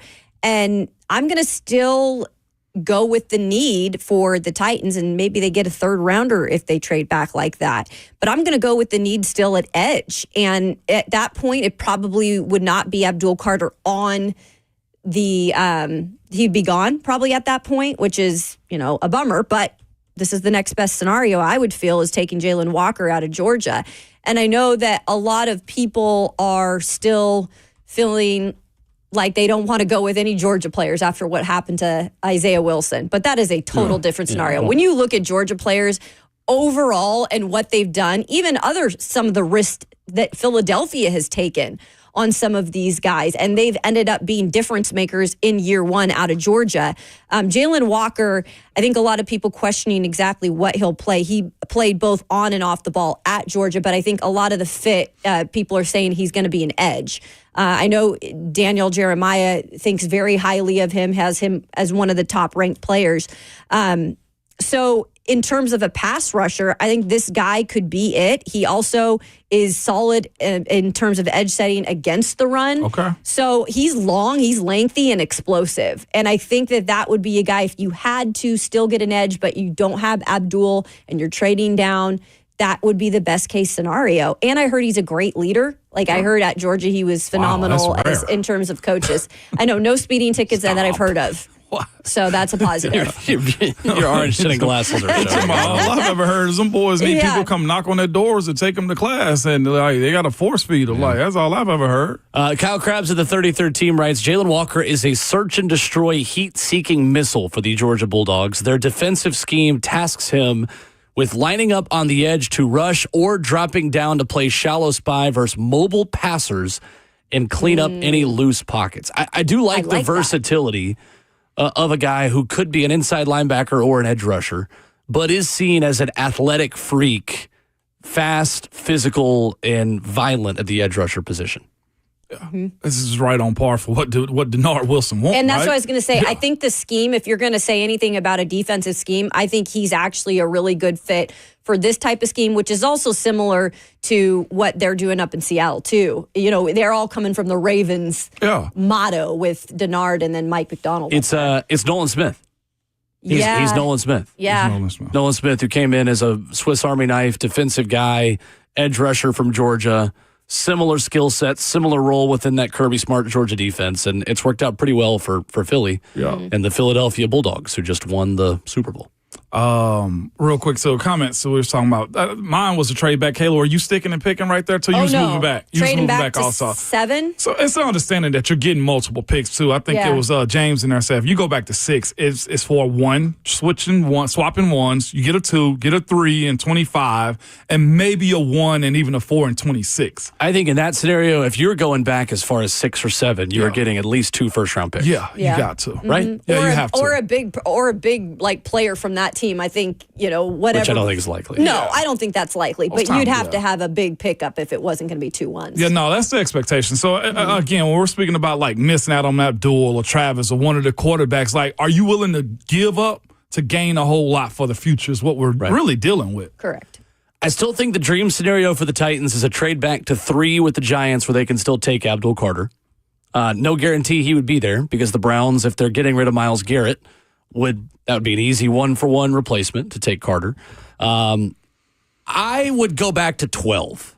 That's as far as I would go with the Cowboys. Okay. And think about how much you could get out of a team from that far. That, to me, you hear 15 to 16 first-round grades. You're still barely getting a first-round graded prospect at that point, but you are still very likely getting someone that is a first-round talent, can be a very good football player for you, and you're going to get a king's ransom. I mean, when the Titans moved back to 15 in the trade for Jared Goff when they had the number 1 pick the last time, they got multiple 1s, multiple 2s, multiple 3s, and they ended up being able to package those things and move up to take Jack Conklin. So just because you would move back that far still doesn't mean you would pick there, if that makes sense. So if you like to tackle, if you liked this next guy I'm going to talk about, Will Campbell, you could originally make the trade to go back to 12 and then move up to 8, move up to 9, and you have enough draft capital to go get your guy. So I think there's this idea that, like, if you go back that far, you're just stuck there. Like the Titans proved in 2016, they went to 15 and they came up to, I believe, 8 to take Jack Conklin. Will Campbell, for me, look, I get it. 3 offensive linemen in the first round in 3 straight drafts is not ideal. That's not Mike Borgonzi's problem. Mike Borgonzi wasn't here to make those picks. Chad Brinker was. Mike Borgonzi, why should he care who Rand Carthon picked the past couple of years? His job is to fill this team with the best prospects and the best players that make them relevant. Will Campbell, Dan Brugler says, stays balanced in pass protection, weight distribution, controlled technique, 38 career starts, was a week 1 starter in 2022 at LSU. Over his last 2 seasons, he has allowed 2 sacks for the LSU Tigers. Dan Brugler says he, quote, plays rugged in the run game and offers the body fluidity and explosive power to torque and displace defenders. I love displacing defenders. The Titans need more of that. That could be your other tackle for years to come. Will Campbell on one side, J.C. Latham on the other. Shamar Stewart of Texas A&M would be my other choice. If you're sticking at 12, Shamar Stewart is the athletic specimen that I think translates best to the NFL, even though the production was not there at Texas A&M. Does the ambiguity of him not knowing whether he's going to be a tackle or a guard at the next level kind of scare you off? A little bit, but honestly, like, I don't see a better right tackle option there. I know Josh Simmons at Ohio State. You could put him at left tackle. You could put J.C. Latham on the right side, or you could just switch Simmons over, but tackles coming off ACLs, man. See, I'm with you. I agree trading back to 12 would be as far as I would go, but I would target Armand Membu. But you're trading up. So if I was going to stay at 12, I would look at him. I think he's probably the best right tackle in this draft class. But Missouri guy. But I also don't hate Will Campbell. Don't take that for me as hating. He has one of the best quotes as an offensive lineman. Like, if you give up a sack a game as an offensive lineman, you could be working for Amazon. Preach, He's played a ton of football. Again, just playing doesn't make you good, but 38 career starts over 3 seasons at LSU, playing at the highest level, consistently beating the best edge rushers in the SEC. I like that a lot. He's just been steady. He's been really steady. I remember when he started, when Slay and I went to that game where Tennessee beat LSU in 2022, thinking, like, this dude isn't great yet, but man, he's going to be good. Like, and here's the thing, though, too. Like, I think we are, when it comes to draft time, because all the eyes and all the cameras are on this process and these players, like, we expect every person picked to be a stud. We went through and just messing around the other day on just random names of players that were drafted within, like, the top 20 after work the other day. And, like, some of these guys are just serviceable. Like, just because a guy isn't just a dude doesn't mean he sucks or that's a bad pick. Like, you got to look at some of these situations, just say, does this guy help my team? And if the answer is yes, then you somewhat take the guy. Like, it's who's the DB here that ended up getting traded to the Giants or left to go to the Giants? Adoree Jackson. Like, Adoree is a good pro. Adoree's a solid player. Adoree plays good football. So you can't say he's a bad pick. Like, and the same goes too for, if we're being honest, for like Corey. Corey didn't live up to it, but Corey Davis also got a second contract and proved somewhat of his worth. Like, it might not work all the way out into these guys just being studs and stars, but like a lot of this is, can you help my team? Right. Mm-hmm. And I think that's what you have to really realize if the Titans were to do something this drastic, to trade back to 12, let's say. Yeah, and that's what I And mean. go like, get another tackle, right. But you got to know the long-term benefits of what they'd be receiving, in terms of picks. To that point, like picking at 12, like Will Campbell like that makes sense to me. Like Peter Skoronski, if he's a 11-year starter here, he's a success, even without the Pro Bowl to me. Right? Oh, yeah. Yeah. I mean, he's success as a player, maybe not as a number 11 overall pick as a guard. Right now. If you're he still can be. I mean, year 3, you have always said, is when you make a jump on the offensive line in a big way. I always remember that. You saying that. If you are the number 11 overall pick at guard, you got to make multiple Pro Bowls. But here's also the other thing, though, too. As long as Quentin's in front of him, he's not Quentin Nelson. Like, that's the other part of it, too, with some of these positions. Like, it took... Jeff's one of those guys that still won't get the praise and love that he won't at that D tackle position because other dudes, Cam Hayward's in front of, and Aaron Donald the year before that. Like, sure, it plays a part into the optics of, are you good or are you not? Just because we now devalue the Pro Bowl, but you also need to make one. Yeah. Sure.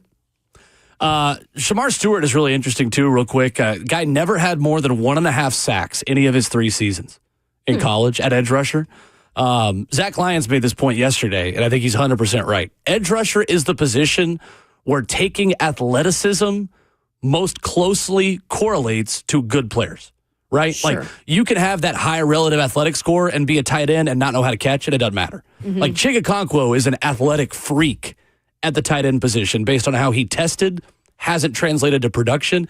At edge rusher, if you draft an athletic freak, odds are that guy will have 10 sacks. Will be really, really, really good.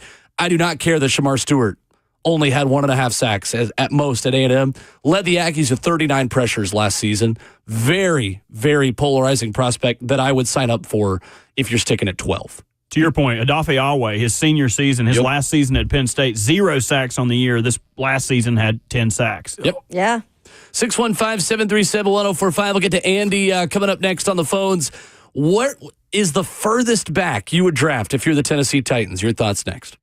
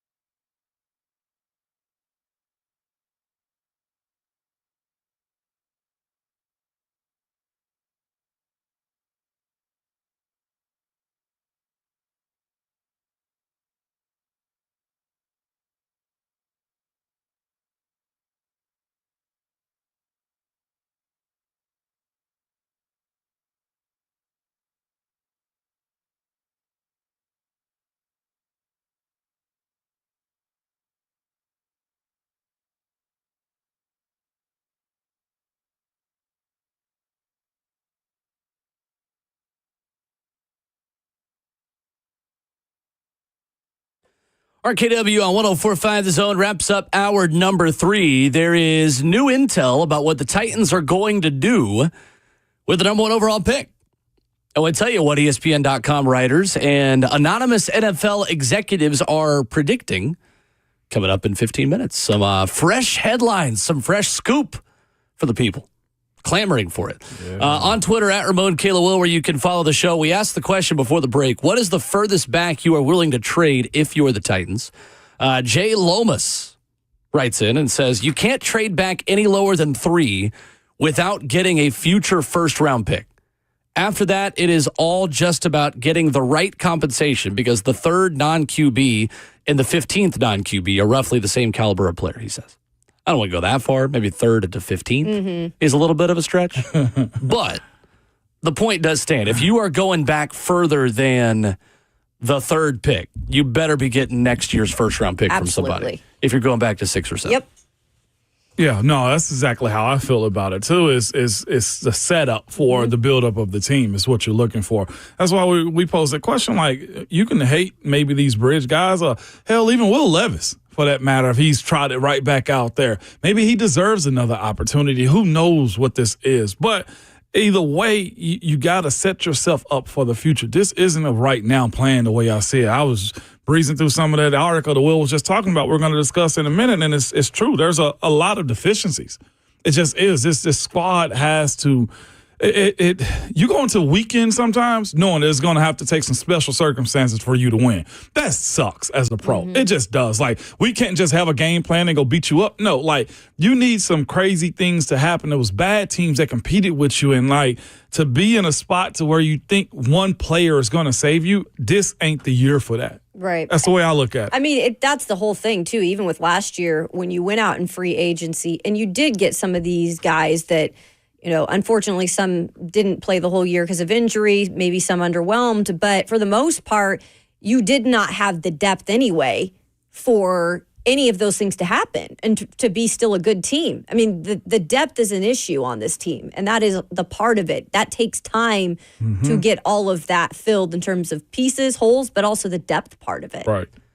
Andy up next to the phone, 615-737-1045. What's up, Andy? Happy Valentine's Day, Ramon, Kayla, and Will. I want to give Will some flowers. I just want to say, as someone who writes for a living over at News 2, you're very good at giving teases of what's coming up, but without you sell, but you don't tell. You don't reveal everything. So I just want to say you do a very good job with that. Thank you, Andy. Appreciate it. And great minds thinking alike. I was going to say 12, moving back to 12, because I think Jerry Jones might be willing to give up the farm. And that's what we have to get to fall back that far. I'd like Mike Green at edge rusher. I don't know if 12 is too high up for him. He might be available in the 2nd round because of the prevalence of edge rushers available this year. But, you know, if we stay at 1, the only person would be super excited for us to pick would be Abdul Carter, because I think the defense would be just vicious. And I think we had a decent defense that had its moments. You know, injuries played a part, but I think if we go with the Ravens model, and this is something Bert can tell us about the Ravens, you know, Super Bowl run, a strong defense with a serviceable quarterback, I think someone like Derek Carr could definitely be like a Trent Dilfer, and that could be a model to, you know, getting back to the future. Would it happen in 1 year? Oh, no, I doubt it. It would be great, but I doubt it. Right. But I think that would be the way I'd want to build is, you know, getting that defense so insane that, you know, the offense doesn't have to worry about scoring more than 20. You could stay at the average of 17 we had last year. You got a defense that doesn't give up more than 14. It's kind of a winning formula. Sure. Right. Yeah. Right. Thank you, Andy. Appreciate it, Andy. I'd be curious, too, like, in terms of trading back to 12 with Dallas, though, like, what if you're giving up that much, like, what would they want then to get to know? Like, what would be their – because they don't need a quarterback. Well, they've got Dak still. Well, they're on the back end of that. Right. They're on the back. I think they're going to try to take a different approach and model, like, to get from Dak after this year. So might as well pick a dude that you might like. But again, they have to be – I just don't see – if the Titans aren't in love with one of these quarterbacks, I don't know if really Dallas would be in love. You know, it's not likely. It's not likely. Not but if I'm picking a number of how far I'd be willing to go back, it's that. 12. Yeah. Makes sense. Keep it single digits for me. The reason why, again, let's go back to 2016 when the Titans traded with the Rams, the full draft compensation of what they got. So the Titans traded away the number 1 pick that turned into Jared Goff, a 4th and a 6th in 2016. They received number 15, number 43, number 45, and number 76 all that season to pick. So they got pick 15, 43. So that they got a first, 2 seconds, and a third. And then they got next year's first and a third.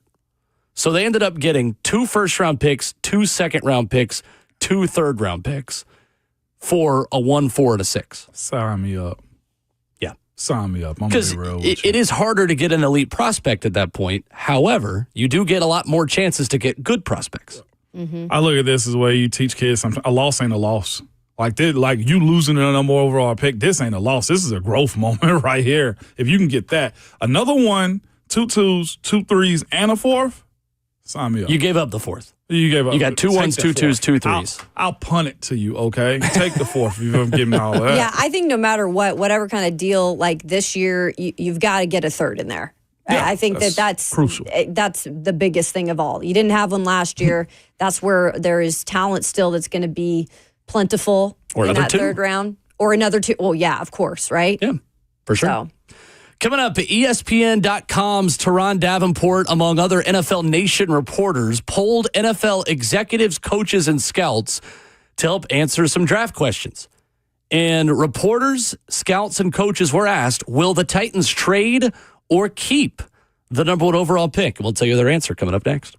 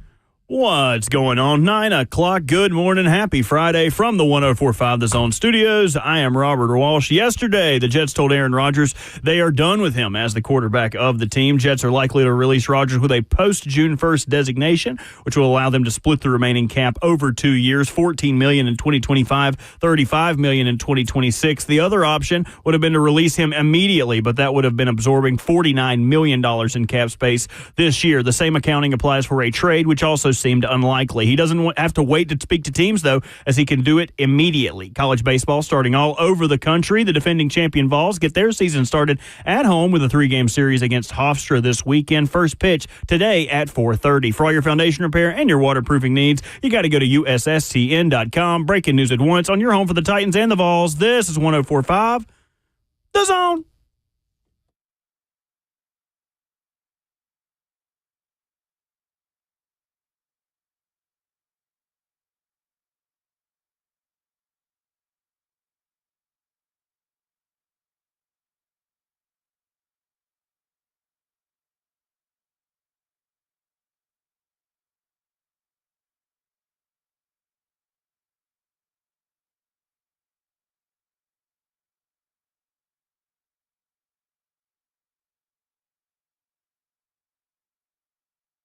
Fourth and final hour of the show and final hour of the week, starting right now on 104.5 The Zone. This is RKW.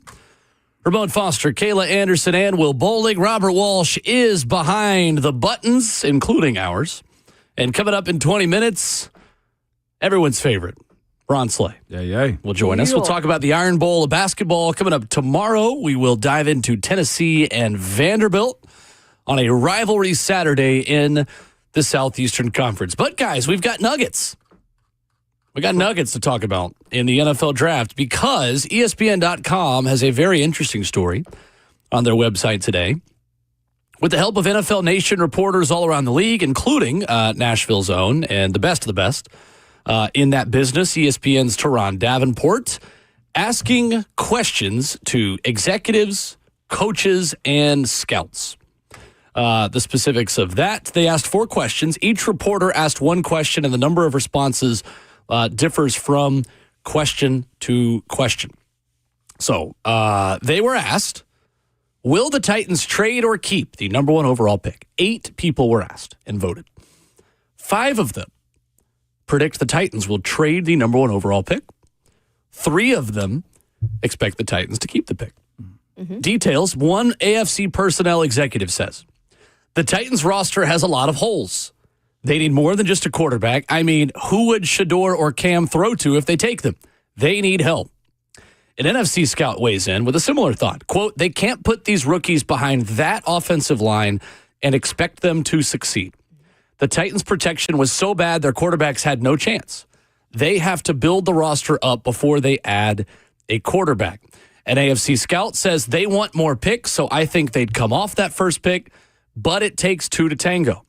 Someone has to fall in love with one of these quarterbacks enough to give up a ransom to get to the top. Quote, I'd say it would take a pick swap no later than 7 and a second rounder this year to go with a first round and at least a third round next year. Sure. One AFC assistant coach did say he would not trade the pick and says you don't want to find yourself making the first pick often. You have to make it count and get your quarterback. I think that's what the Titans will do. Keep the top pick and draft Cam Ward. Thoughts? That's interesting. Kind of what we've touched on, all scenarios, and what we've heard from these anonymous scouts. And what other polls were taken? Was it just scouts? Scouts, personnel. Yeah. Coaches. Yep. Yeah, I think all of those scenarios could be very true. We talked about the trading back today and what you'd need in return. And I would agree with that anonymous source that it could be possibly, you'd want a second rounder this year and a first and third rounder next year. And I'd also agree, though, with the fact that it's hard to pass up on having the number 1 overall pick. It does not happen that often. And sometimes it's just like, don't overthink it.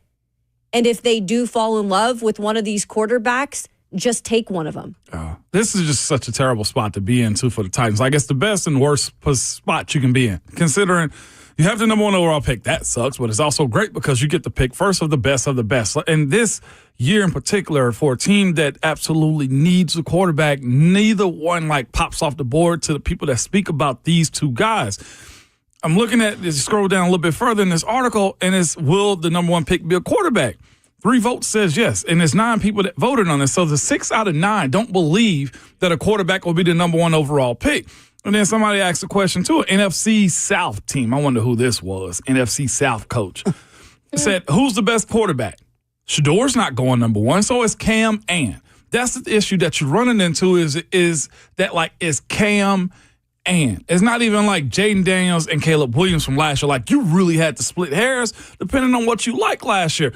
The issue that the Titans have is if Cam is taken, the way some view Shedeur could fall 20 to 40s at that point. And I know there's a quarterback draft, but the conversation that you have is Cam and. Nobody really jumps off the board to where it's going to make it very just appealing to trade the pick unless you're the Giants. I mean, I feel like if you care about draft grades, if Cam's number 1, if the Giants jump up to grab a Shedeur, and I know the quarterback draft is way different, he's number 2 on this list as far as prospects go, then you might end up getting a B- for taking Shedeur. Mm-hmm. If it matters to you.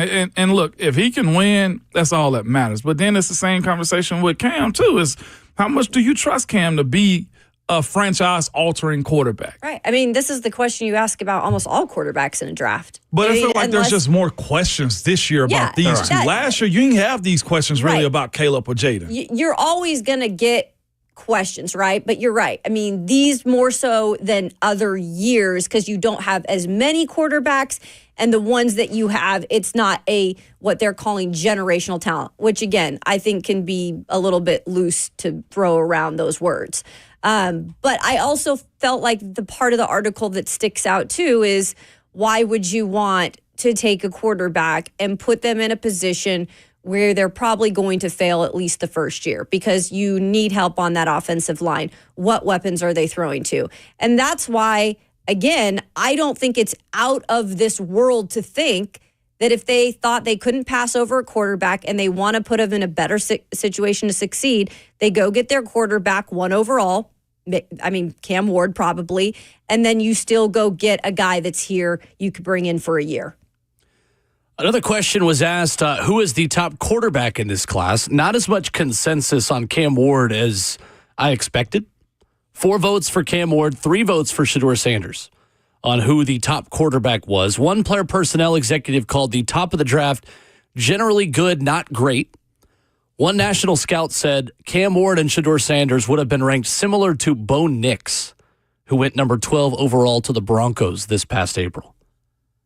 How do you think Bo Nix would have fared behind this line last year? Behind this line? And this group last year? It looked He'd look like Mac Jones.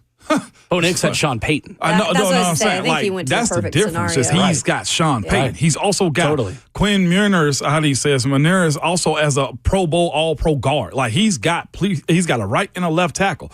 He's got minors. He's got weapons. It's a totally different situation with an offensive guy that's proven in this league. Right. How Bo would have did here. And that's why they drafted him, because they knew that they could put him in a position to succeed. He fits a system. Right. And Sean Payton has that track record. Yeah. Yes.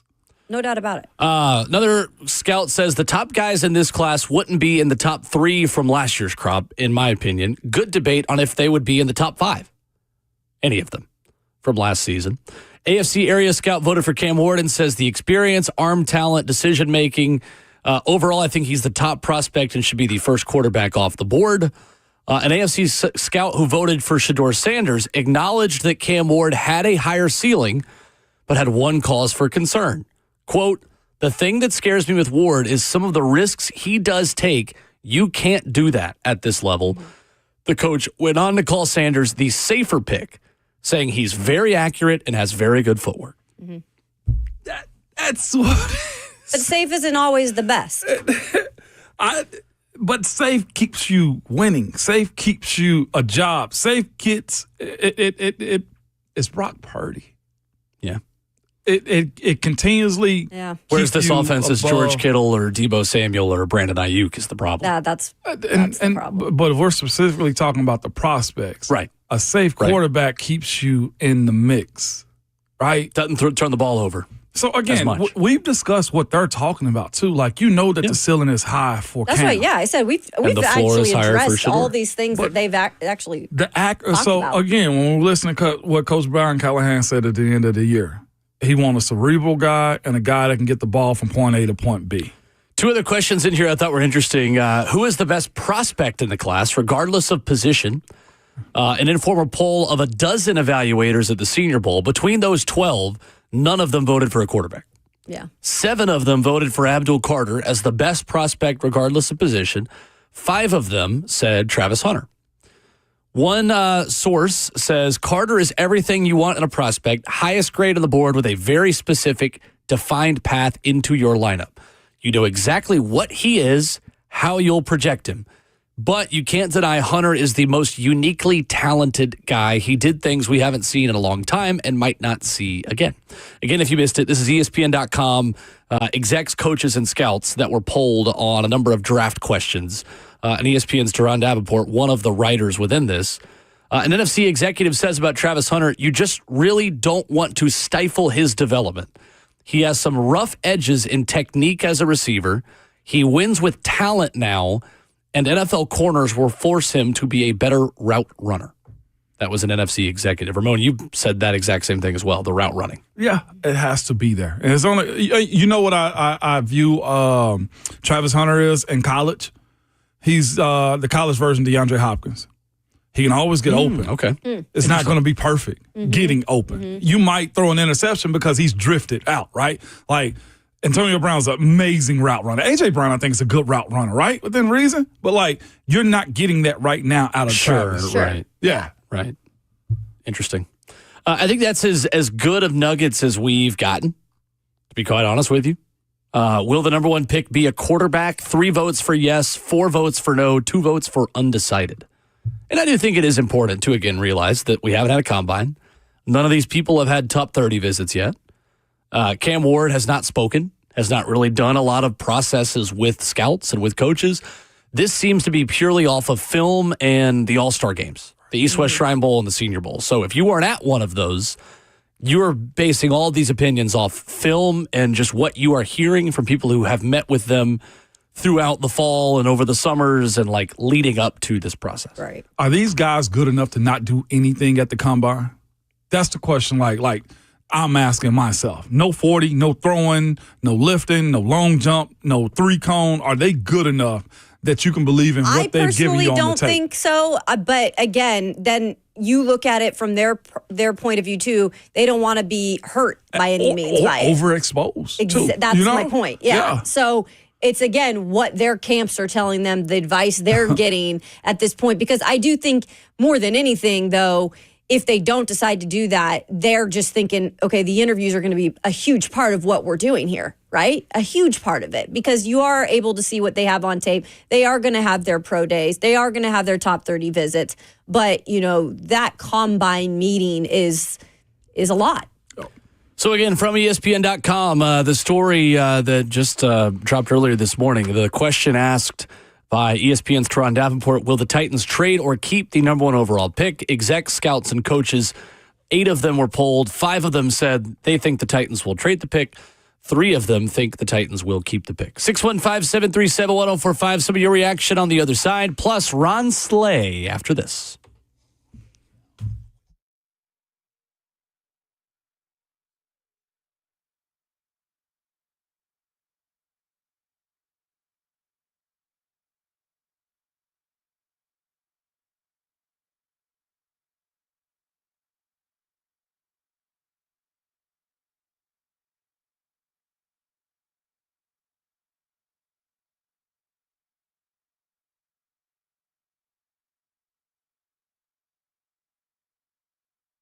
What's up? It's Will Bowling. I want to tell you about my friends at Brentwood Hearing Center, always committed to providing patients with the most recent hearing device technology. And their leadership team recently attended the launch of a revolutionary hearing aid, the Phonak Sphere, which is totally dedicated to helping patients hear well in situations when there's background noise. There's a computer chip in it. It completely dedicates speech in noise. It's going to help you when you're out at a noisy restaurant. The table behind you, in front of you is loud.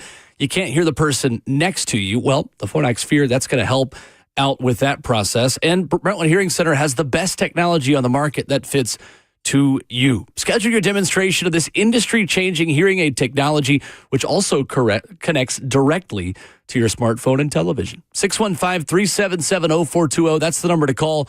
Or you can visit them online at BrentwoodHearingCenter.com. That's 615-377-0420. Brentwood Hearing Center. Better hearing, better life.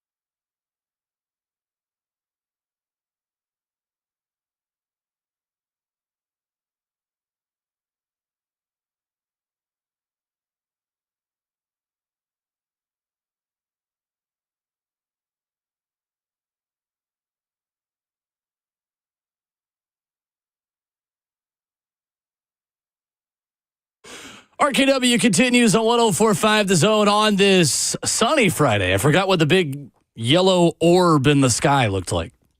I see a little bit this morning. Ramon Foster, Kayla Anderson, and Will Bowling, joined by television's Ron Slay. Good morning. What up, good people? How are you? What's going on? Man, I'm good, man. I'm rocking and rolling, dog. Got life lifing, you know what I mean? Rest, not resting. So you feeling better? I am, man. I got a little IV this morning. So what do you get? KK. Tell me the now, secrets. This is the thing. The lady came in there. She asked me what you need. You know, we can do vitamins. We can get you the vitamin B. Sure. We can get you some other stuff she named. And she pulled out this little chest of all kind of little stuff. So I told her politely, you can give me everything you got in that little chest right there. Let's freaking go. So, you know what I mean? I said, cocktail. Yeah, I don't care what it is. Yeah, like whatever it was, KK, Sure. I got everything that medical house calls gives. I love it. Yeah, plus a Z-Pack. So Heck yeah. You got a Z-Pack too? I got it all, Savage. I ain't out here. Yeah, I ain't out here messing playing around. And I did test. They give you get an opportunity to test for COVID, flu, and strep. Yo. So all mine was negative. She was like, "You really don't need all this." I said, "You know what?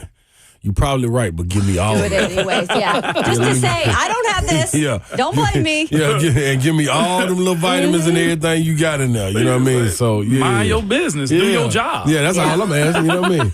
She was like, "Well, you ain't got." Listen, sweetheart, I'm so thankful. How cautious you been? Fill me up. That's what man. That's what man. This is Valentine's Day. I'm trying. Yeah, you gotta I feel need all good. the fluids I can have right now. You know what I mean? Because I may go empty a little later. I'm just saying. Happy Valentine's So Day, they come everybody out to there. you. Yeah, they come to you. Yeah, they come to you. They're the way to adult. do it. Yeah. The way to do it. Nice. Shout out to my guy Chuck McDowell. Shout out to Blair Durham. They all recommended me, so it got me on in there. And Nice. I said, "Am I gonna sound weird tomorrow?" That's the main thing. I need to be. You got this Barry White I thing like going the on dark right here. now. This, deeper voice. I'm doing that on purpose because it's Valentine's Day. You're like, Savage. That ain't "Hey, got nothing to baby." do with the Hey, cold. Keith, turn the radio I just off. brought that. I just listen, ladies. I just brought this out here for all you loved ones that can't really make this happen. You know, the ones with the high pitch that they went through puberty and it all didn't work for them. That's what I bring in. You seen the commercial? Talk to them, Bert. Now, when the music comes on and it starts to play, you lower the lights. I don't dim them. You lower them. I like one candle. You like two. It's just between me and you. Either way, it's all got to go through. I'm telling you, when you lay down or when you sit up, either way, it ain't gonna front. It's Big Slay, and I'm coming to you on this Valentine's Day. Bars. A love note. That was so tough. A love note for Ron Slay. That was crazy that you just did that. Very nice. If you're not watching on Zone TV, that was not scripted. There was no paper in front of Slay's face. That was as just impromptu as it freestyling. gets. I'm just saying, man. You know what I mean? My goodness. Hey, love bug out here. We just here to have a good time. Y'all was happy. You know what I mean? That was so tough. I was cold in my day. great. I was cold in my day. Is. I left my ring at home on accident, though. I just rushed out the house so I can get to the show. Don't y'all think none of this on Bert, camera. what Dusty Rose say, man? I'm a rich woman's dream. And I've wined and dined with kings and queens, and I have also dined on pork and beans. Ain't nobody like Dusty, man. I'm telling you, man. Him and Ric Flair, some of the coldest, dog. It is the truest thing that God can put you on this green earth to do multiple things. God put Ron Slay on this earth to dunk basketballs, shoot threes, and talk trash, and be a radio professional. Yes. Because it is like you've been doing this for your whole life. The way you can just do what you just did. It's unbelievable. Hey, Will, man. Some people just say you just get in trouble for this in class. Right. I say I was practicing. There you go. I was just Practicing since you were 12. we gotta ask them. You was nominated. I know you were a high nominee on a lot of boards around here, though. But we had a sports. It was a sports who you hate to see coming category earlier this morning. Who do you love to hate? Love to hate. Love that, and I know you was a love to hate guy. I was one of them, man. I know that everybody hated to see that I loved headband it. coming. Oh, I loved it. We talked about this the other day on the SEC Network. They were like, man, like, who was one of the people that you hated to go play or you, like, was going to talk the most trash? I was like, I'm going to be honest, man. It was always me. Like I never experienced walking into a situation where I was like, not today, dog. I don't feel like dealing with them. But there was one person that was pretty good. That was Donnell Harvey. Played at Florida. He was the number one player in our class coming out of high school. We were all in the same freshman class. He went to Florida 1 year and bounced and knew he was bouncing. I think he was coming off the bench too, like 6-man, 7-man role on that Final Four run team they had at Florida, loaded with talent. But he would talk, but his talk wasn't, it would be like, dog, what you talking about? Like one of them kind of talk. But his physicality, like he was a man amongst boys. He was probably 6'8". Damn. Stand still, flat-footed, can jump up, windmill, long arms, rangy. Like he was a bully. Yeah. He was a bully. And you know enjoyed what I'm saying? it. Yeah, Right. I loved Knew it. he was. He fed off of it. So that was one of the only people that I was like, all right, I got to go in and play today. Mm-hmm. But I'm going to be real. There wasn't too many more, man. I was welcoming it all. I'm going to be real. Like, I wanted to be that guy. Like, if you heard, like, my teammates called in on when we got the Hall of Fame induction, like, all of them were talking like, they was like, man, Slade started when we got off the bus. Like, and if you wasn't ready, you better get ready because you know he's about to start. And he said all of them would be like, Vince was like, all of them would be like, man, here we go, y'all. We just want to go win. Yeah, we just want to go win the game, and here you go starting stuff. I got a way to go about doing it. I need you to remember this one. You know what I mean? For sure. We talked about it before when Vandy brought out the Pro Cone band. They made a mistake on that one. When I saw that, when I jumped on the 6 o'clock hour, I was watching. I was like, darn! I was sitting there thinking because I love to tap in on y'all conversations, especially them off the wall ones like that. I was like, I can't think of one. You know what I mean? More of I would think maybe a fan base. A fan base that I couldn't stand was Florida. Yeah, Florida got a lot of everything today. They was on top. They on top of you, dog. Like, it was like, ugh. And then even after you beat them, they still going like, dog, y'all just lost. Like, what you talking about? Give it a break. You know what I'm saying? So that might have been Florida, the only one. Yeah. The smell of chlorine in that place. It's always there. So as soon as you annoying. walk through the tunnel. Because they share with swimming and diving. It's the same. I was wondering why it was like that. Okay, yeah. That's weird. Their diving is like literally you go, I went in there one of the many times I've seen Tennessee lose in the swamp in football. I went in there to like use the bathroom or something. Just like look at it. And the it smells like was back at washing gators or smells something. like an indoor Where that smell coming from? I think the minute you drive into Gainesville, you're like, I hate this place. I do remember when we first got to Gainesville, I did love this. The hotel we was staying at, it might have been a motel. Probably. I can believe that. We stayed at a motel. So on the back of it, it had it fenced off. But where the gators would come up out of the swamp, and that we took our little pregame meal.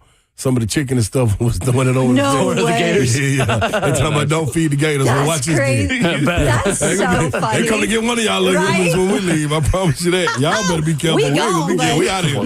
We like chicken.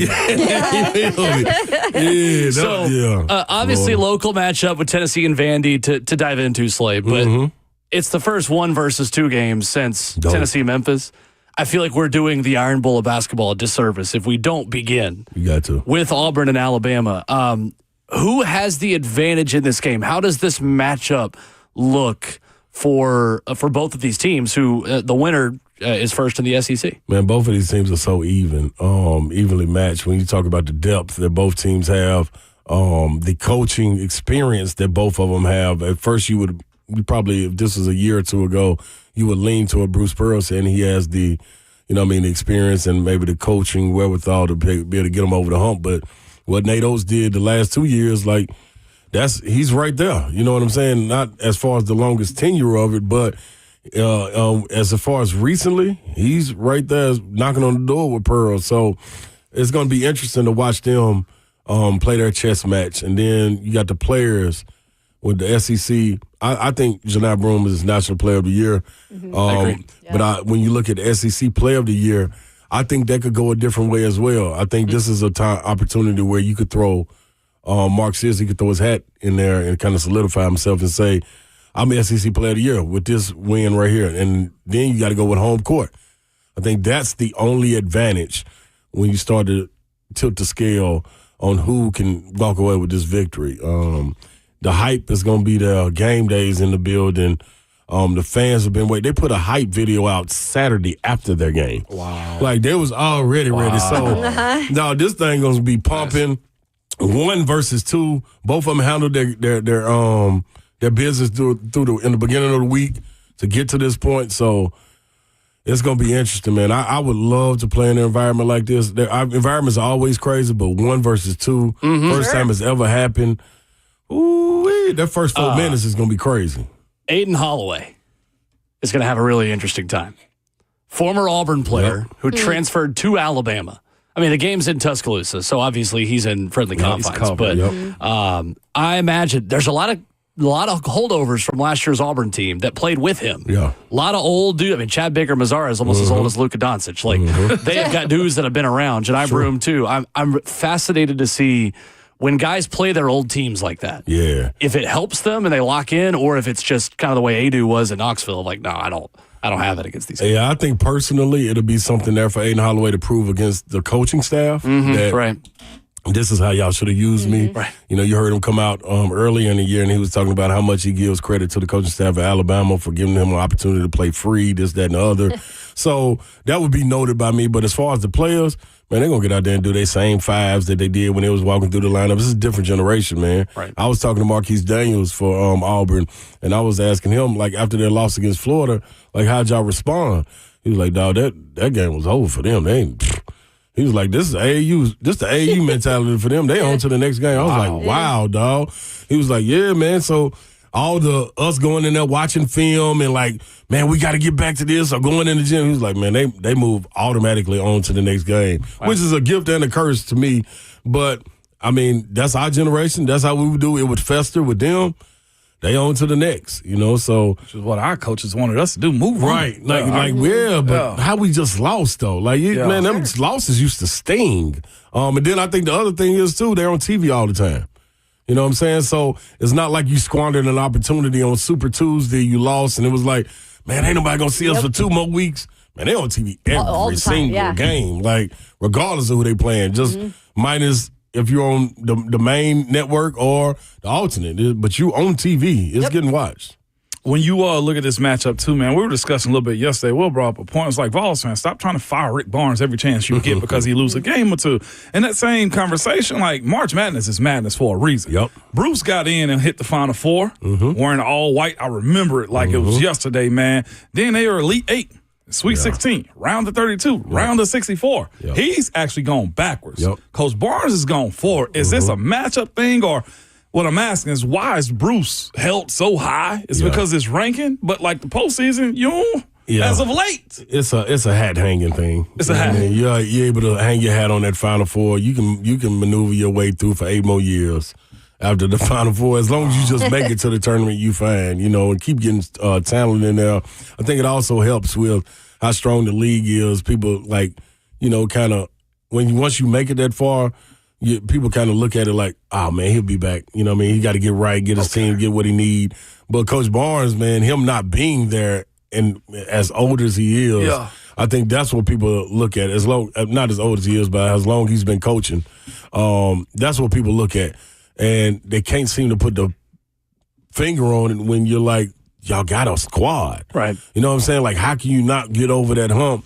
And then I think it's the thing that's always the highlighted thing with them not scoring. I think it always lean back to that.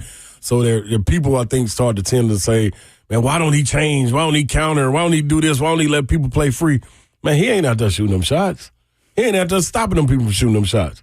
Meshack took 1 shot against Kentucky. Like, what are we talking about? He's a 4-year guy. Y'all got 8 players that y'all going to play. If you shoot or you don't shoot, guess what? You going back in at some point. Like, it is what it is. So I just think mentality-wise, they got to be able to switch it. And I do think at some point he got to let up as far as his message. He got to tailor his message a little bit. Coach Barnes. Yeah, for this generation. Because everybody can't handle it like everybody's not Zakai. Everybody's not John Fulkerson. Everybody's not Admiral Schofield. They're not Grant Williams. Dalton Connect. One thing goes in my ear and they go right out. You're like, you really ain't talking about nothing. I'm finna shoot it again. You know what I'm saying? That's the attitude. So everybody doesn't have that. But once they do get that, I think they'll be able to get over the hump, and hopefully it happens while he's there. So Yeah, it's going to be a fascinating approach to it this upcoming weekend, man, especially. They've gotten nipped again. Kentucky got them. And you also got Vandy, who you hope this ain't a matchup issue, but how you view them going into TBA, man? I think it's fine, man. I think this is going to be like a little revenge tour for Tennessee. I think you heard it from Coach Byington when they won that game and then came back the next week and beat Kentucky. They said, well, Byington was in this post-game presser and was like, well, we're going to kind of handle this humbly because we know we got to go up there.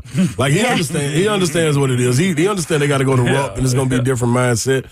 And Vanderbilt hasn't had any key wins on the road. Right. You know what I mean? That they had an opportunity to pick up one against Oklahoma and kind of squandered that one.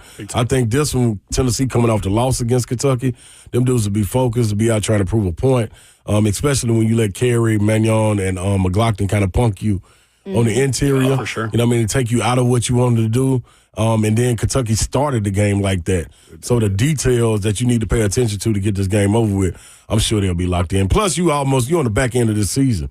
Now is the time to kind of start locking on in. You kind of used all your mulligans already. Slay, a quick question for you in terms of the seeds once the season ends going to the tournament. Because I know Austin Price was on the show on Tuesday and mentioned, bracketology-wise, let's say they move down, which they have, to a lower seed at this point. Like, they've lost the 1 seed.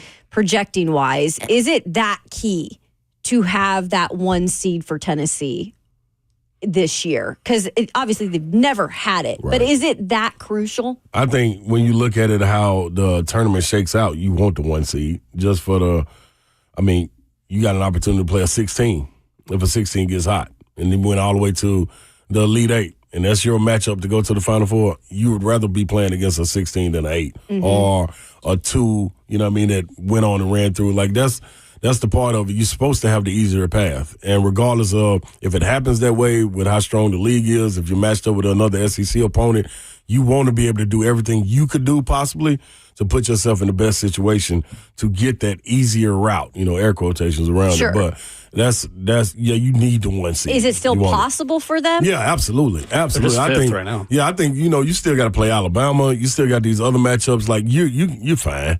And even regardless of how the rankings shake out, I don't think that's something you got to pay attention to. It's more so about where Lenardi has it as far as the seeding and where your strength of schedule and all this is.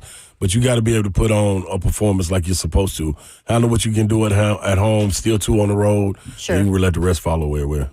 Talk more about the SEC basketball slate this upcoming weekend with Slay when we come back. Plus keys for Tennessee to get the offense going against Vandy as we wrap up the show next.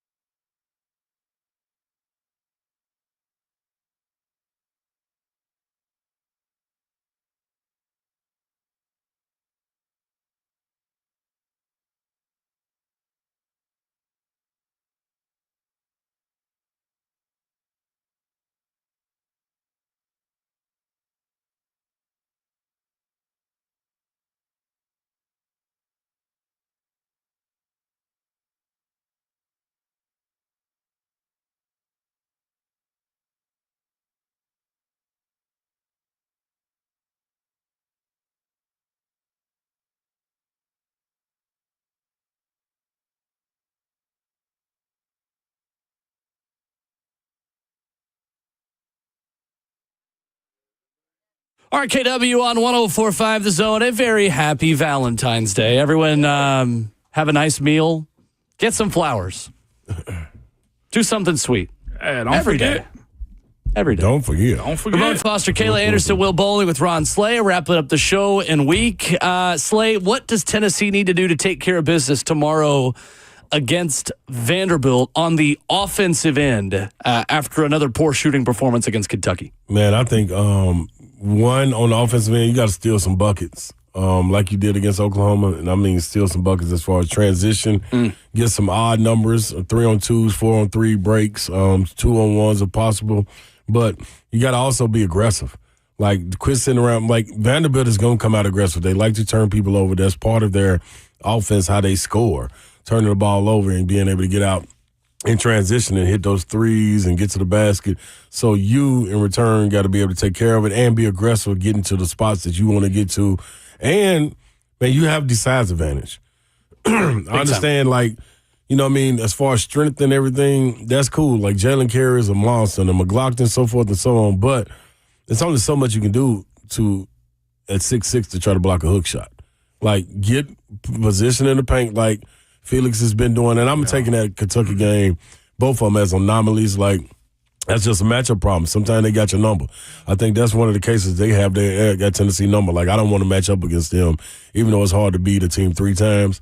Like, I'd rather be all on the line in the SEC tournament if we were going to play them. Yep. But as far as Vanderbilt goes, man, get your space. You 7 foot almost, Felix. Big fella Igor, you 6'9", dog. Like, shoot over him. Stone Dubois, go jump over somebody. Man, get to your spot, jump over him, dog. Regardless if you miss or not, that's going to be a better possession for us getting an offensive rebound and a putback. Like, don't be hesitant, all the pump faking, then start pivoting and trying to look to pass it out. We're going pick and roll. You know they're not going to give up the lob. Like, the book's out. The book's out. Go be aggressive, man. I like it. I like it a lot. Should be a good one. Tomorrow early. Speaking of Kentucky, they're so interesting to me because I still don't see this style working in a postseason-based sport.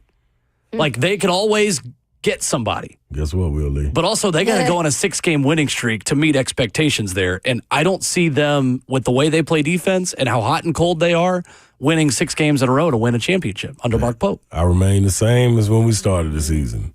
The style they play, both of them, Vanderbilt and Kentucky, they're going to beat some people they're not supposed to, and they're going to lose to some people they're not supposed to. That's just the way it is. Vanderbilt, because they're undersized a little bit, you know what I'm saying, and Kentucky because they won't guard anybody. Right. If they ever will guard somebody with all that length that they have, they got a guy 6'11" playing a point forward. Yeah. You know what I'm saying? There's no way. Like, there's no way. Garrison that comes in. What's the other guy? Alamanar, however you say his name. Alamanar, like, all these guys that come in, man, like, these are some mismatches. They are problems, and all of them can handle the ball. There's no way you can be that athletic offensively and be able to play multiple positions. And then defensively, you can't lock in and defend the same way. That's a lack of effort. That's a lack of focus. And you, to get over the hump, it's going to be cool year 1. It maybe even be cool year 2 because you knock off the ones like you beat Duke. You knock off the people that you're supposed to.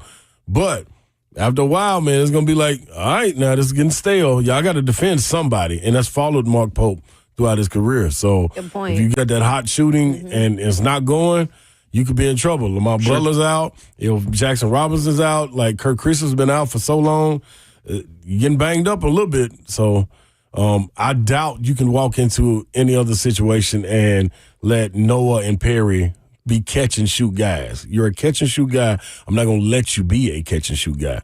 Let them put it on the floor. If you get some runners, that's cool. I live with that. I ain't letting you shoot and catch. Like, that's it. They couldn't miss on Tuesday. Yeah, but it was all there. Like, if you went to their walkthroughs, the shots they were getting were the exact same shots they would be getting in walkthrough. Wow. Like, it was nothing like, okay, Moan come out the screen, get downhill, penetrate and kick. I catch and shoot. That's all they did. That's all. That ain't like Perry and them. Man, listen, Whitney Warren, I'm so glad they caught her.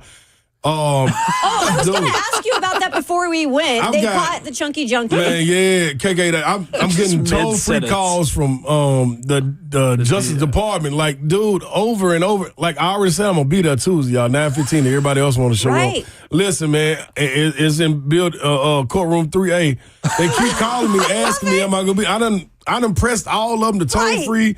Like, I don't know what else y'all want me to tell you. I'll be there.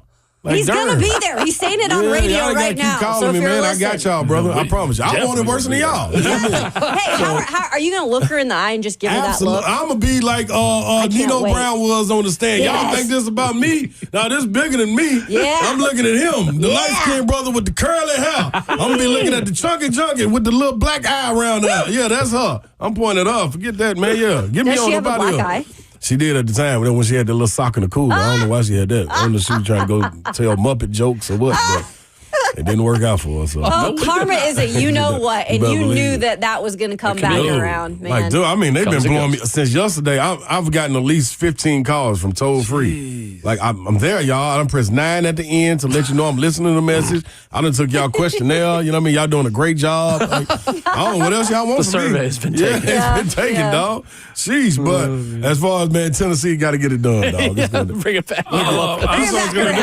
Cherry on top. Somebody I know lost a bet yesterday. Look at this fool. What he do? Bert, what is wrong with you? Now Bert want to call Bert's me. calling. Bert must want to be. Sheesh. Bert, What's up, Bert? What can I do for you? Hey, how you not going to have your client get taken on person that's supposed to represent you at the court? I apologize. Bert, I didn't know you even listened. I didn't know you was up this early. My bad. You going to tell everybody our business before we get into the You're over the airways right now. I apologize, brother. I'll be with client attorney privilege. I'm sorry, man. My fault. They done got on my nerves. They didn't even be calling Bert to talk to you. That was awesome. Yeah, that's my attorney, Bert. That's not the one in the studio. Right, a different one. Wow. Oh, y'all needed something? My bad. I was doing some work back here. Oh, no, you were no not. worries. No, you weren't. Stop. So is Dawn have her UT gear? Is she wearing Lady Vols gear today? Yeah, don't worry. I'll bring a jersey in for her. Lady Vols She'll were be wearing a favored by Slay jersey. She got 17.5 points. And She wasn't Bill was giving going me to no double points. the spread. She ain't give me no points, but that's cool. Mm-hmm. That was crazy. Well, 3-game homestand for the Lady Vols. We'll see them next jersey Thursday. on. Y'all see her on Zone TV with a Slay jersey. There we go. I felt bad for their coach, though. Their coach was going through it. I want you I women's would coach. too. since some talent, man. Bruce Pearl still thinks they're in everything Yikes. school, which they're not. Why did Bruce do that? I know. My guy. I want you to give me a word to work into the Lady Vols broadcast next Thursday against Alabama. I won't see you then. So think about it. Who they playing? Alabama. Tennessee, Alabama women's basketball. I'll have it on the SEC Network Plus next Thursday in Knoxville. Golly, Will Lee. I got something for you. Let me know. I'm gonna have something for you. I know one thing. What's my girl? Lisa Leslie on the Unrivaled League. Man, 2 weeks ago, she was still in the boom boom room. Was she? No, I mean, she said it like 15 times. That's I was getting awesome. texts when I was coming Like, up. hey, with That's whoa. awesome. I Wait a love minute, Lisa Lisa Cease and Leslie? desist. Yeah, so that may be something. I may need I to work love at it. boom boom room. I one like time. Lobo That's doesn't awesome. deserve. I got you. Lobo He is doesn't Ron deserve Slay. to do Tennessee 3HF UConn games. 3 to 6 at SEC Network. Ramon, you said it, not me. Back at it Monday morning. Ramon, take us home. No, she way too biased, man. With that being said, man, happy Valentine's Day. Keisha, Foster, love you, all right? Sweet the boo thing. Y'all get y'all reservations. If you hadn't got them, it's too late right now. You better figure something out. Better go pick up some steaks. But y'all know how it is, man. Call somebody you ain't talked to in a while. Hug somebody. Buy somebody a random drink, man. Apologize every once in a while. But all times, remember, your Twitter fingers and your mic is always hot.